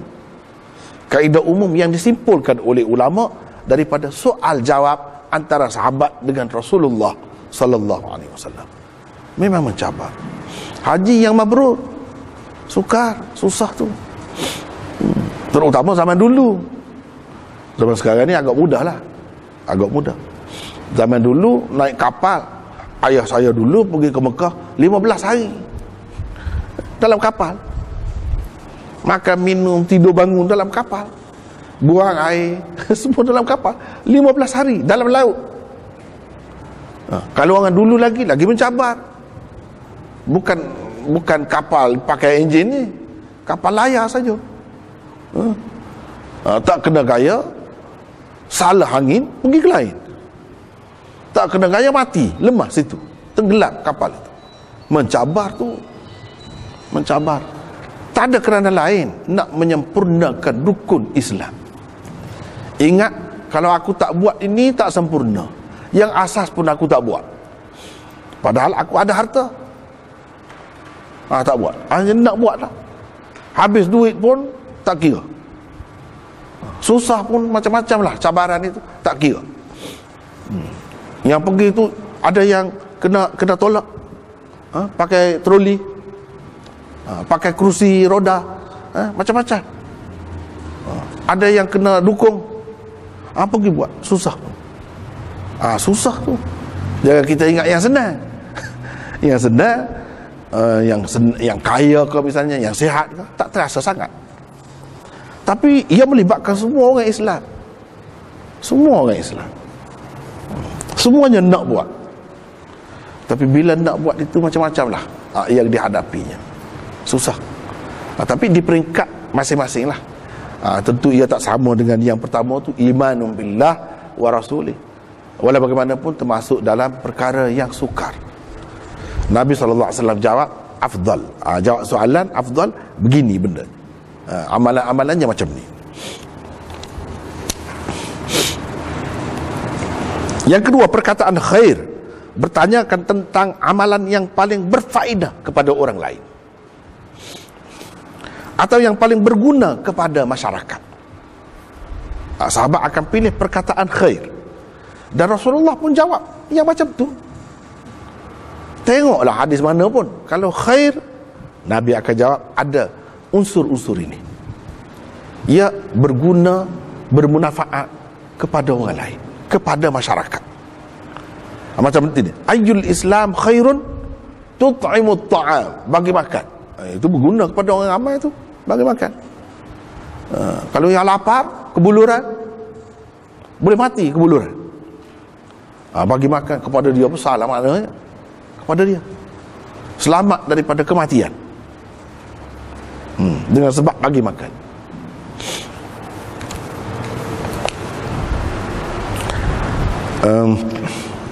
Di samping mendatangkan pahala kepada pelakunya, istimewa juga pahala, memberi makan kepada yang memerlukan dan memberi jaminan keamanan dan keselamatan kepada orang ramai, tentulah merupakan perkara yang paling berfaedah dan paling berguna dalam masyarakat. Assalamualaikum, kalau kita fahami betul-betul falsafah salam itu, jauh perginya. Maknanya jaminan selamat, kamu jangan risau dengan saya, awak selamat kalau berjumpa dengan saya. Kalau kamu tinggal barang ni, selamat. Kalau kamu tinggal anak pun selamat, apa pun selamat. Dapat bagi jaminan macam tu, aman, damai, sentosa, selamat, bahagia, sejahtera. Inilah yang paling dikehendaki dalam masyarakat.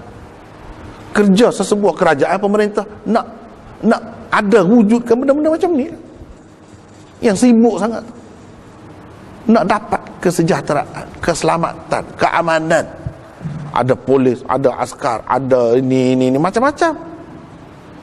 Untuk keselamatan, untuk keamanan. Macam-macam jabatan ada JPJ, ada polis, semuanya untuk keselamatan. Jaminan ini faedahnya kepada siapa? Masyarakat. Sahabat akan tanya kalau benda macam ni, khair. Khair.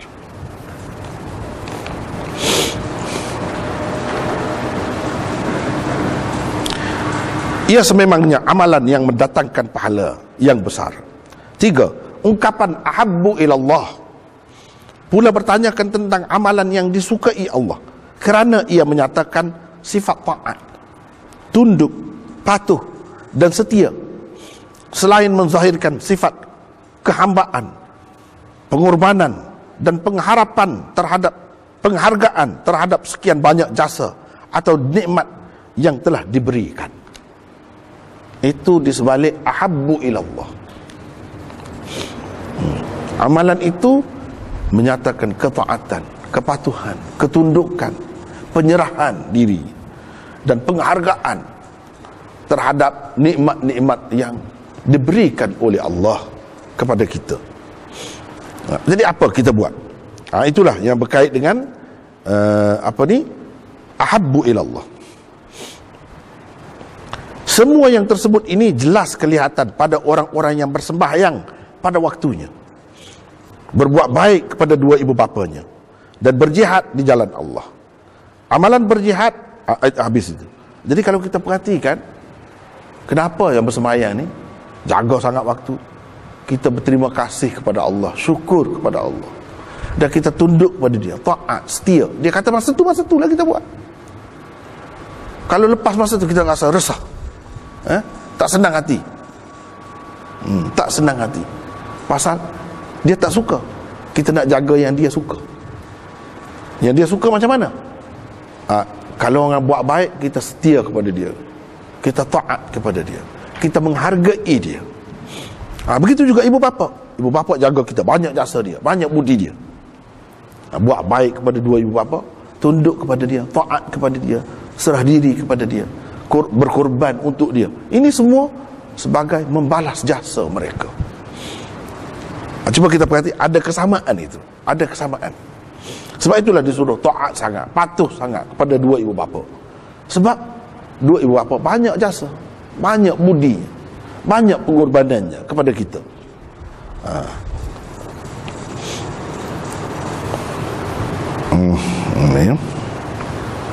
Berjihad di jalan Allah. Amalan berjihad di jalan Allah yang disebut Nabi SAW sebagai jawapan di dalam kedua-dua hadis yang menggunakan pertanyaan dengan afdal dan ahabbu ilallah. Ada kalanya dua ada. Di sini pun ada, di sini pun ada. Yang ditanya menggunakan ahabbu pun ada dia. Yang ditanya menggunakan afdal pun ada dia. Kenapa begitu? Jawabnya dia ada dua sudut. Sudut yang dikehendaki oleh afdal itu pun ada, sudut yang dikehendaki oleh ahabbu ilallah pun ada pada dia. Sebab itu Nabi SAW sebut, di sini pun ada, di sini pun ada.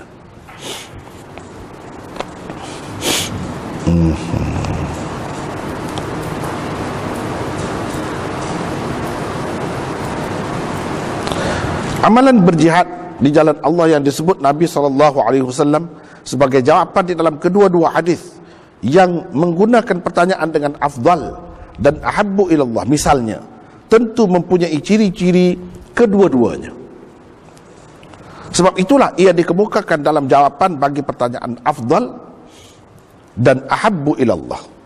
Begitulah juga harus diterima untuk amalan-amalan yang lain. Kalau ada amalan-amalan lain, kita tengok dalam hadis ni masuk di bawah ni soalan ini. Dalam hadis yang lain masuk bawah soalan yang lain.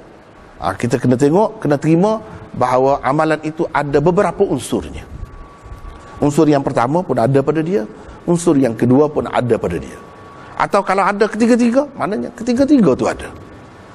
Kena terima. Ini adalah hasil kajian dan penelitian ulama terhadap soalan sahabat dan jawapan Nabi, menggunakan perkataan-perkataan tertentu. Jika diperhatikan, itulah bendanya. Itu satu perkara. Yang kedua, jawapan yang berbeza-beza juga daripada Rasulullah kepada soalan-soalan yang lebih kurang sama, juga mungkin disebabkan beberapa perkara atau keadaan berikut. Ini sudut lain pula kita tengok. Mungkin juga jawapan yang berbeza itu kerana sudut-sudut yang lain. Satu, keperluan orang-orang yang bertanya itu berbeza-beza.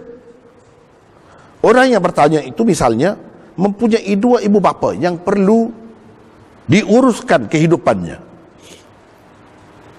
maka amalan yang paling utama dilakukannya ialah berbuat baik kepada kedua ibu bapa. Kalau dia seorang yang jahil, maka belajarlah amalan yang paling afdal untuk dirinya. Mungkin juga orang yang bertanya kurang mengambil berat tentang keselamatan orang lain. Pada ketika itu wajar sekali Rasulullah SAW menjawab seperti di dalam hadis di atas. Jadi ini bergantung kepada orang yang bertanya. Kadang-kadang soalan yang sama, jawapan dia lain. Betul-betul sama, jawapannya lain. Ini bergantung kepada orang yang bertanya tu. Nabi tahu orang ni macam ni. Itulah kebijaksanaan Nabi SAW. Dalam masa yang ringkas, oleh kerana tepat orang ni begini, dia terasa terus. Sebab imannya, keyakinannya terhadap Rasulullah begitu tinggi, dia terus terasa dan terus memperbaiki dirinya. Bila Rasulullah bagi panduan, dia baiki diri. Dalam masa yang singkat, semuanya berubah jadi baik. Yang kedekut jadi pemurah, yang penakut jadi berani, dan yang jahil jadi alim. Begitulah seterusnya. Sebab cara Nabi SAW bagi bimbingan dan panduan itu terasa sangat kepada mereka, menyentuh perasaan. Dua, kecenderungan, minat atau kebolehan dan kelayakan orang-orang yang bertanya berbeza-beza. Sebab itu walaupun soalan sama, jawapan dia berbeza-beza. Kepada seorang yang berani dan gagah perkasa, berjihadlah amalan yang paling baik dilakukannya. Kepada yang kaya raya pula, memberi makan kepada orang-orang yang memerlukan atau menyumbang harta benda di jalan Allah lah yang paling utama dibuatnya. Sebab itu Nabi jawab kepada dia, bersedekah misalnya. Bersedekah sebab dia senang. Itu yang sepatutnya dia boleh buat, yang ada faedahnya kepada dia. Kalau yang berani, yang gagah, Nabi kata berjihad fisabilillah. Sebab apa? Itu yang boleh dia buat. Itu yang dia boleh buat.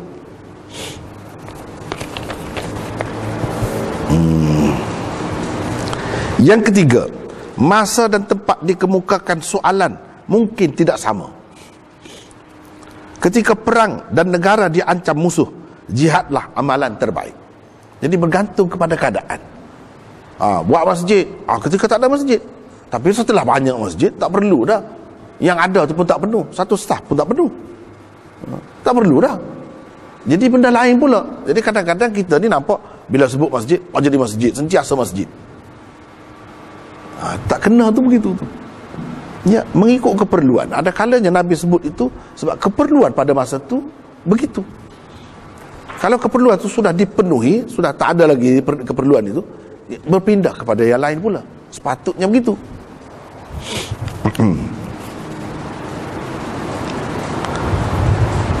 Dalam masyarakat yang miskin dan susah pula, bersedekah adalah amalan yang paling afdal mengikut keadaan.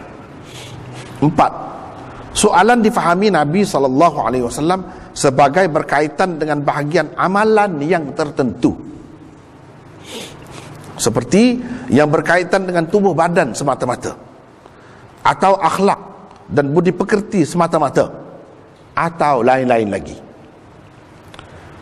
Puasa misalnya adalah amalan yang paling baik dan paling berkesan dalam mendidik jiwa manusia. Itu yang paling baik. Ia merupakan satu amalan yang dapat menghiasi diri manusia dengan pekerti-pekerti yang luhur. Jadi dia sebut puasa. Sebab memang dari segi membina jiwa, membentuk jiwa, menimbulkan keinsafan dan kesedaran, itu amalan itu. Jadi dia tengok dari sudut tadi.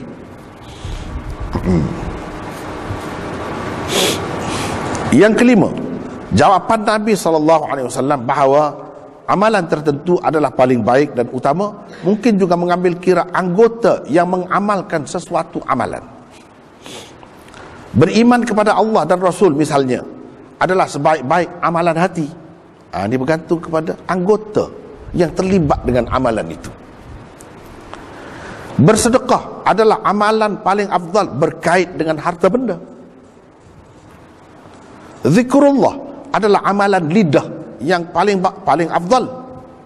Zikrullah itu amalan lidah. Sembahyang pula misalnya adalah amalan yang melibatkan semua anggota badan yang paling utama, paling istimewa. Jadi dia jawab sembahyang kalau melibatkan semua anggota badan. Ada kalanya melibatkan satu-satu anggota, jadi dia sebutlah yang terbaik untuk anggota itu. Ada kalanya begitu. Jadi nampak kan, bijak sananya Rasulullah SAW. Dia tengok sesuai dengan keadaan.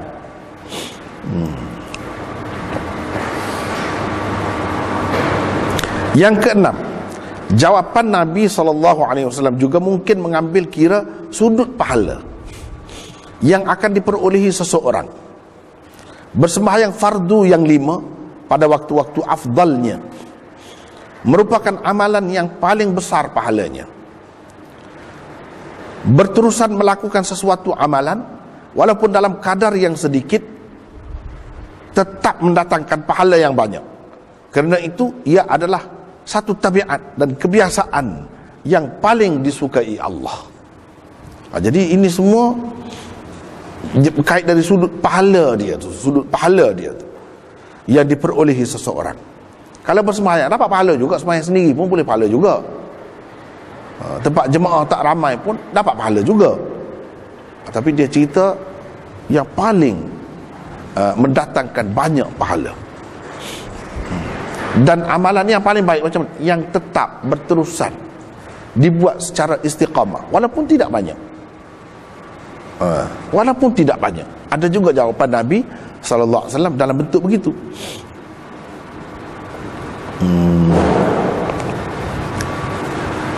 Yang ketujuh, jawapan Nabi SAW ada kalanya mengambil kira tahap dan kedudukan sesuatu amalan pada pandangan agama.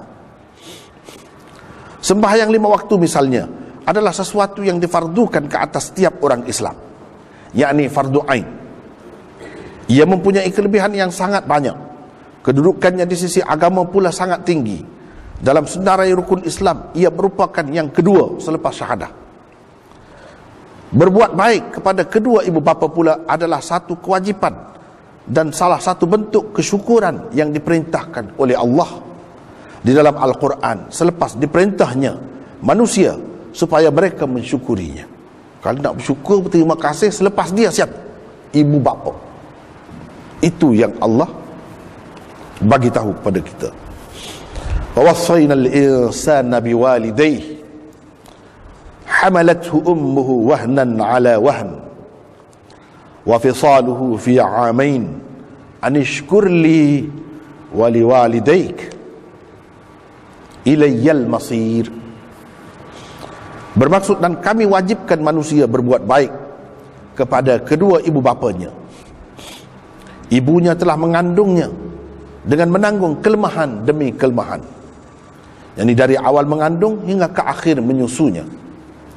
Dan tempoh menceraikan susunya ialah dalam masa 2 tahun. Dengan yang demikian, bersyukurlah kepadaku dan kepada dua ibu bapamu. Lepas syukur kepada Allah, dia sebut syukur kepada dua ibu bapa. Dan ingatlah kepada Allah juga tempat kembali, yakni kamu untuk menerima balasan. Berjihad untuk menegakkan agama Allah walaupun merupakan salah satu kewajipan umat Islam, dan ia adalah satu amalan yang sangat tinggi kedudukannya di sisi agama. Tetapi ia tidak wajib setiap masa. Tidak setiap masa, bukan boleh dilakukan sewena-wena, sesuka hati. Kerana itulah kedudukannya terletak selepas bersembahyang pada waktunya dan berbuat baik kepada dua ibu bapa seperti dalam hadis tadi. Hakikat ini terbukti juga menerusi satu hadis yang diriwayatkan oleh Abdullah bin Amr bin Al-As. Kata beliau, "Ja'a rajulun ila an-nabiy sallallahu alaihi wasallam fasta'dhanahu fil jihad faqala ahayyun walidak qala na'am qala fa fihima fajahid." Bermaksud, pernah Nabi sallallahu alaihi wasallam didatangi seorang lelaki. Dia meminta izin kepada baginda untuk keluar berjihad. Nabi SAW bertanya dia, "Adakah kedua ibu bapamu masih hidup?" Jawab lelaki itu, "Iya." Maka bersabdalah baginda, "Untuk mereka berdualah engkau berjihad." Untuk mereka berdualah engkau berjihad. Maksud berjihad di sini, berkhidmat terlebih dahulu. Khidmat dari ibu bapa. Padahal jihad tu kan besar, tapi yang ini lebih besar lagi, perlu diutamakan. Yang ini Nabi SAW mengambil kira mana yang lebih perlu diutamakan, sehingga yang besar pun, yang tuntutan yang besar pun boleh gugur, terpinggir untuk seketika jika ibu bapa itu memerlukan pertolongan kita lah.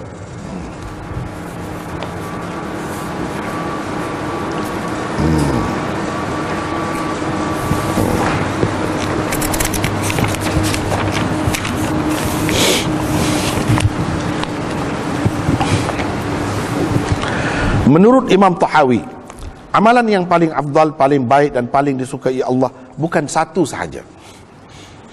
Di bawahnya boleh termasuk sekian banyak afrad. Perkataan-perkataan ini bagaikan kulliyat yang terdapat di bawahnya beberapa afrad.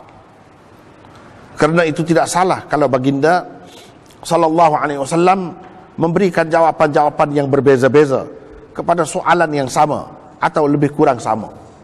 Sebab yang ditanya tu merupakan kulliyat. Bila kulliyat, di bawahnya ada banyak afrad. Misalnya kalau orang tanya, "Mana manusia?" Kita pun tunjuk ini. Ini itu maksudnya kadir. Mana manusia? Kita tunjuk kepada dolah pula. Manusia juga. Jadi manusia tu satu lafaz kulli, dipanggil kulli. Di bawahnya banyak afrad. Kalau kita kata dolah pun betul juga manusia, kadir pun betul juga manusia, dan begitulah seterusnya. Jadi jawapan Nabi itu memilih afrad bagi sesuatu yang kulli. Saya tak, rasanya kita tak sempat nak bincang apa kul, apa itu kulliyah, apa itu kulli. Itu perbahasan ilmu mantik. Dan afrad-afrad dia tu yang macam mana ada afrad, yang macam mana tak ada afrad, itu kena bincang lain kali lah. Ini rasanya tak sesuai. Kalau bincang ini panjang pula. Panjang pula. Jadi jawapan Imam Tahawi itu sebenarnya menggunakan kaedah ilmu mantik, istilah ilmu mantik. Orang yang cukup faham, belajar ilmu mantik, dia faham lah. Dia faham dengan mudah. Yang kesembilan mungkin juga sirah tafdil, yang digunakan di sini tidak dipakai dengan makna asalnya. Ia hanya menunjukkan kepada kelebihan sahaja, tanpa membandingkan sesuatu dengan sesuatu yang lain. Jadi bukan yang lebih baik, tidak nak tanya itu. Yang baik maksudnya, yang baik saja. Jadi tidak nak bandingkan yang itu dengan yang ini. Yang baik ni banyak lah, yang baik. Kadang-kadang Nabi sebut yang ini, kadang-kadang dia sebut yang ini. Ini orang panggil isim tafdil ala ghairi babih. Ini berdasarkan kaedah ilmu nahwu. Ada kalanya isim tafdil tidak dipakai menurut makna asalnya, cuma dipakai dengan makna asas dia sahaja. Misalnya kalau baik, baiklah, bukan lebih baik, paling baik, tidak nak cerita tentang itu, tapi tentang baik saja. Ini adalah perbincangan ilmu nahwu lah, ilmu nahwu. Yang ke-10, ada juga ulama berpendapat bahawa perkataan min telah dibuang sebelum perkataan afdal, ahabbu atau khair dan sebagainya. Misalnya hadzal amal khairun, yani khairun min hadza, min dzaka dan sebagainya. Dia ada min yang dibuang di situ. Maknanya ada yang dibanding tapi tidak disebut. Bukan maksudnya ini yang paling baik, tapi maksudnya lebih baik daripada yang ini. Yang ini lebih baik daripada yang ini, tapi min itu dibuang. ada juga pendapat ulama yang kata begitu. Walaupun dibuang, ia dikira seperti ada juga. Maka jawapan Rasulullah sallallahu alaihi wasallam di dalam hadis Abu Umamah ini, ayyul amal afdal? Dijawab begini, qala alayka bis-shaum. Apakah amalan yang paling afdal? Nabi kata puasalah. Kamu jangan tinggal puasa. Jawapan dia tu apa maksudnya? Perlu ditakdirkan misalnya dengan min afdalil amal, yakni antara amalan yang paling afdal. Mana yang paling afdal itu ada banyak, antaranya ini pun kena faham kaedah nahwu Arab juga. Kalau tidak susah sikit, susah sikit. Min afdalil a'mal an tulazima shaum, termasuk dalam ataupun antara amalan yang paling afdal ialah engkau sentiasa berpuasa. Sentiasa berpuasa, selalu berpuasa. Boleh jadi juga kita pakai takdir seperti ini. Takdir ni sebenarnya kepada yang belajar ilmu nahwu Arab. Kalau tak belajar itu susah. Nak memahamkan satu kerja, kena belajarlah. Kena belajarlah. Jadi secara ringkasnya begitulah. Kemudian rasanya kita tak sempat nak bincangkan semua ni. Belum lagi kita masuk jawapan Nabi SAW, iaitu tut'imut ta'am wa taqra'us salam ala man arafta wa man lam ta'rif. Itu belum lagi. Sebab itu notanya 128. Kita rasa tak sempat dan nak habiskan semua sekali sebab banyak panjang pula ni. Hanya setakat itulah dulu untuk kali ini. Wallahu a'lam. Wa akhiru da'wana alhamdulillah.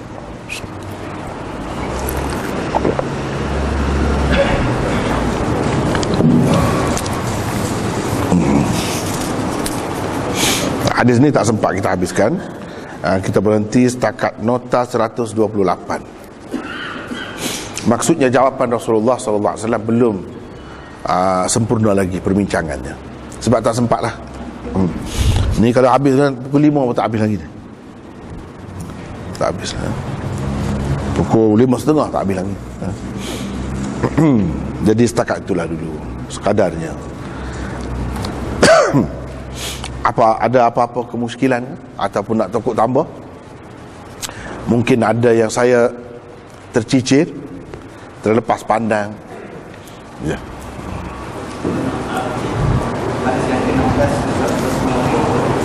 Yang orang katakan sebelum dan selama penilai di sini soalan ini berbeza. Jika kalau orang nak share kongsikan sekilas. Ini yang macam ni ulama India dan Pakistan dalam syarah-syarah Bukhari dalam bahasa Urdu. Ini banyak. Misalnya Idahul Bukhari. Idahul Bukhari, syarah Bukhari dalam bahasa Urdu oleh Syekh Fakhruddin Ahmad, Syekhul Hadis Darul Ulum Deoban. Dia ada sebut dalam kitab itu. Kemudian dalam syarah Bukhari yang terkini belum selesai lagi disyarahkan, itu sudah ada 14 jilid, belum selesai lagi. Guru besarnya Maulana Salimullah Khan ada lagi. Jadi disusun oleh murid dia 10 orang lebih kurang, 10 orang. Dalam tu pun ada namanya Kashful Bari. Kashful Bari juga ada di dalam Anwarul Bari. Ini dikarang oleh murid dan menantu Maulana Anwar Shah Kashmiri. Anwarul Bari dalam tu ada. Cuba tengoklah di tempat-tempat itu. Sebenarnya dalam Fathul Bari dan lain-lain pun ada, tapi dia tidak teratur. Tidak teratur, dapat kita simpulkan begini. Ya. Saya minta Maulana uraikan sikit. Benda ni ayat selalu kami dengar. Apakah bacaan tak nampak yang jawab. Dalam 73 golongan, Allah Ta'ala pilih satu golongan. Dia nak tahu yang 72 golongan, siapa pula yang 72 golongan. Yang saya kita kalau nak menguraikan sikit lah. Lalu dia kalau kita mengari dia tak diberi ruang untuk soalan. Ya. Dia begini, untuk mengetahui golongan ini, dia ada satu bidang, satu cabang ilmu, iaitu firaq. Ilmu firaq. Banyaklah kitab-kitab yang ditulis tentang ni. Misalnya Al-Milal wan Nihal. Al-Milal wan Nihal oleh Syahristani. Itu bincangkan tentang golongan-golongan yang mendakwa sebagai Islam. Tapi sebenarnya sedikit atau banyak mereka tersasul, terpesong daripada ajaran Rasulullah sallallahu alaihi wasallam yang sebenar. Ya. Begitulah. Semua 72 tu. Semua. Maksudnya ummatul ijabah. Umat Nabi ada dua kan? Ummatul da'wah, ummatul ijabah. Yang 72 ni termasuk dalam ummatul ijabah. Ijabah ni maksudnya mereka terima Islam. Mereka mengaku Islam, tetapi terpesong daripada ajaran ma ana alaihi wa ashabi. Itulah yang disebut, yang terjamin itu, yang mengikut cara dia dan cara sahabat dia. Dalam kata lain, ikut sunnah dan jamaah. Jamaah itu maksudnya jamaah sahabat itu. Jadi yang lain-lain macam Mu'tazilah, Khawarij, macam yang kita sebut tadi, Murji'ah yang Imam Bukhari tentang ni, Imam Bukhari selalu sebut Syiah dan sebagainya. Ini yang mendakwa Islam asasnya. Walaupun sebahagiannya bukan Islam lagi, sudah terkeluar langsung, terus dah keluar. Sebab akidah dia tu teruk sangat. Bukan sikit-sikit, tapi asal dia tak banyak bezanya, sikit-sikit je. Tapi makin lama makin jauh sampai terkeluar terus daripada Islam. Itulah yang dimaksudkan dengan apa ni 72 itu. Tak termasuk yang kafir tu. Jadi kalau nak kira buku, misalnya Al-Farqu Bainal Firaq oleh Al-Baghdadi, itu membincangkan tentang firaq lah. Banyak buku-buku tentang firaq ni. At-Tabsir Fid Din misalnya, ini buku-buku tentang firaq. Kita nak tahu golongan ini pecah kepada berapa kumpulan pula, kemudian fahaman masing-masing itu apa bezanya satu sama lain. Misalnya Syiah saja tu 300 pula. Ini yang kasar-kasar tu bila 72 tu. Kalau bila yang secara halus, Syiah saja pun lebih daripada 72 dah, 300 dah. Jadi antara Syiah sama Syiah tu dia mengkafirkan satu sama lain pula, halal darah satu sama lain pula. Bukan ahli sunnah, sama-sama Syiah tu. Misalnya Ismailiyah, itu dah harga darah. Syiah Imamiyah, Imam 12 pun begitu juga, saling mengkafirkan satu sama lain. Pecahan-pecahan kecil tu banyak pula. Ini pecahan yang asas 72 tu. Dan kalau kita tengok kepada sifat-sifat dia, nampak yang Nabi SAW sebut itu semuanya menyeleweng daripada ma ana alaihi wa ashabi, yang satu tu. Nak terjawab, itu sebab pentingnya kita belajar hadis.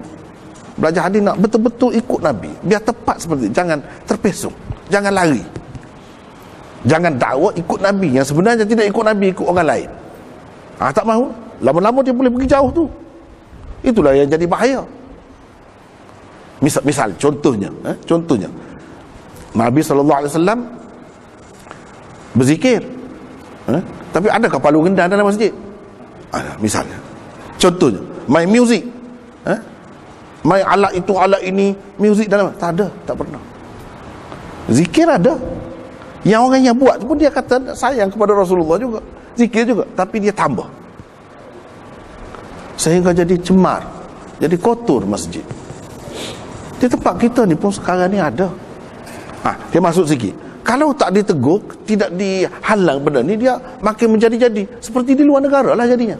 Sehingga dia jadi satu kumpulan yang berasingan, yang memusuhi golongan yang betul-betul nak hidupkan cara Rasulullah dan ikut cara sahabat. Sebenarnya kalau kita merujuk kepada kitab-kitab ni, boleh tahu adakah benda macam ni. Pernah Nabi buat? Tak ada. Sahabat? Tak ada. Bila begitu, kalau buat juga, itu bahaya tu. Tak termasuk dalam satu golongan yang terjamin itu. Mudah saja. Kalau kita belajar hadis, tahulah. Tahulah. Begitu. Ya? Sama.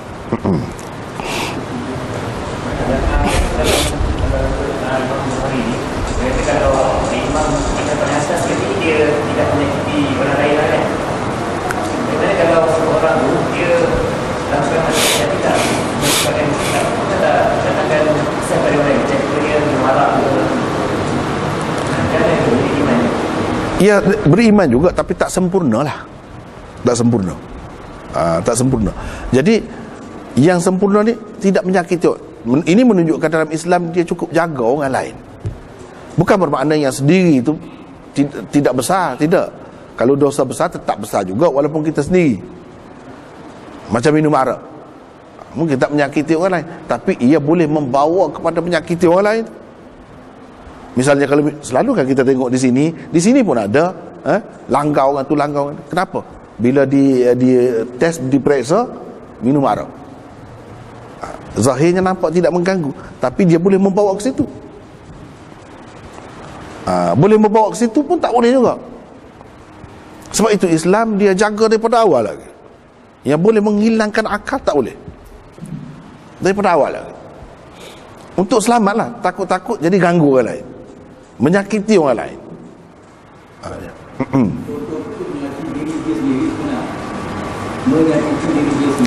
Ya, itu pun betul juga. Tapi yang dalam hadis tersebut orang lain lah. Orang lain. Dalam Islam ni kita tengok dalil lain lah pula. Menyakiti diri sendiri pun tak boleh. Merosakkan diri sendiri pun tak boleh juga. Ya.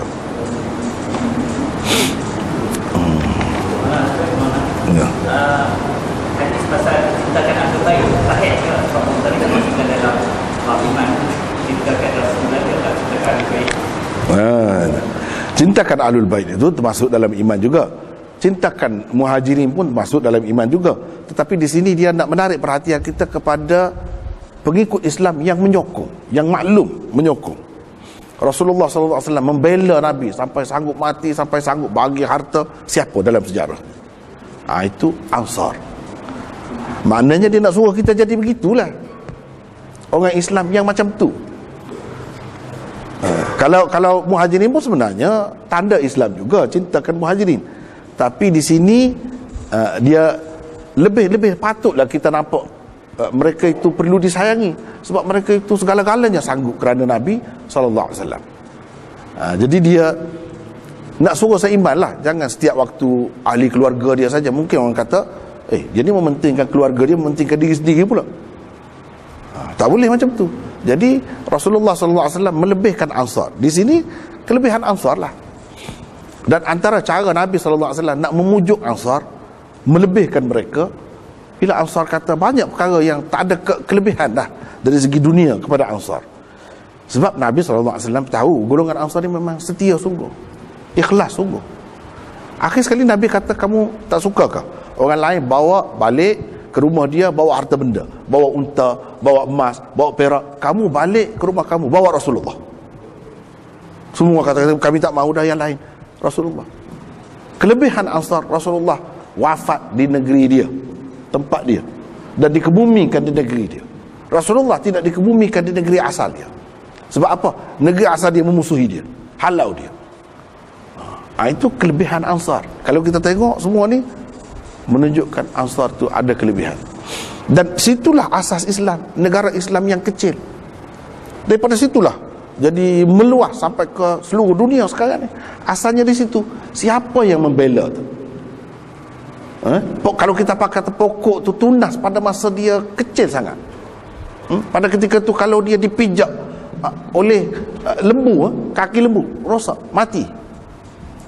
Ansar yang bangkit membela Rasulullah sallallahu alaihi wasallam. Dia nak menarik perhatian kepada pembela tu, pejuang, penolong Rasulullah sallallahu alaihi wasallam. Kalau tengok dalam hadis lain semua ada, cinta kepada ahlul bait pun ada, cinta kepada muhajirin pun ada. Tapi di sini nak menarik perhatian kita kepada ini. Kalau kita betul-betul cinta kepada Rasulullah, kita kena cinta kepada semua.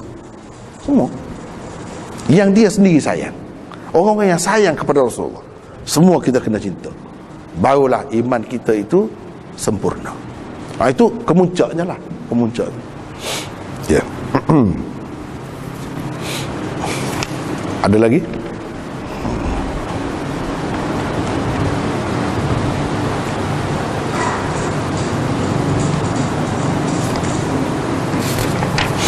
Jadi kita setakat itulah dulu insya-Allah untuk petang ni. Rasanya tak ada pengurusi ni yang akan ceritakan. Sebelum ini sudah diceritakan minggu depan dengan mana minggu ketiga dengan minggu keempat di sini tak ada. Minggu ketiga tak ada, minggu ketiga sini. Di sana. Di Bangi. Untuk bulan ni saja. Bulan depan kembali kepada asal lah. Minggu pertama, minggu ketiga sini dengan Shah Alam tu. Minggu kedua dan minggu keempat di sana. Untuk bulan ni saja, ni 2 minggu berturut-turut di sini. Lepas tu 2 minggu berturut-turut sana pula. Itulah. Wallahu a'lam.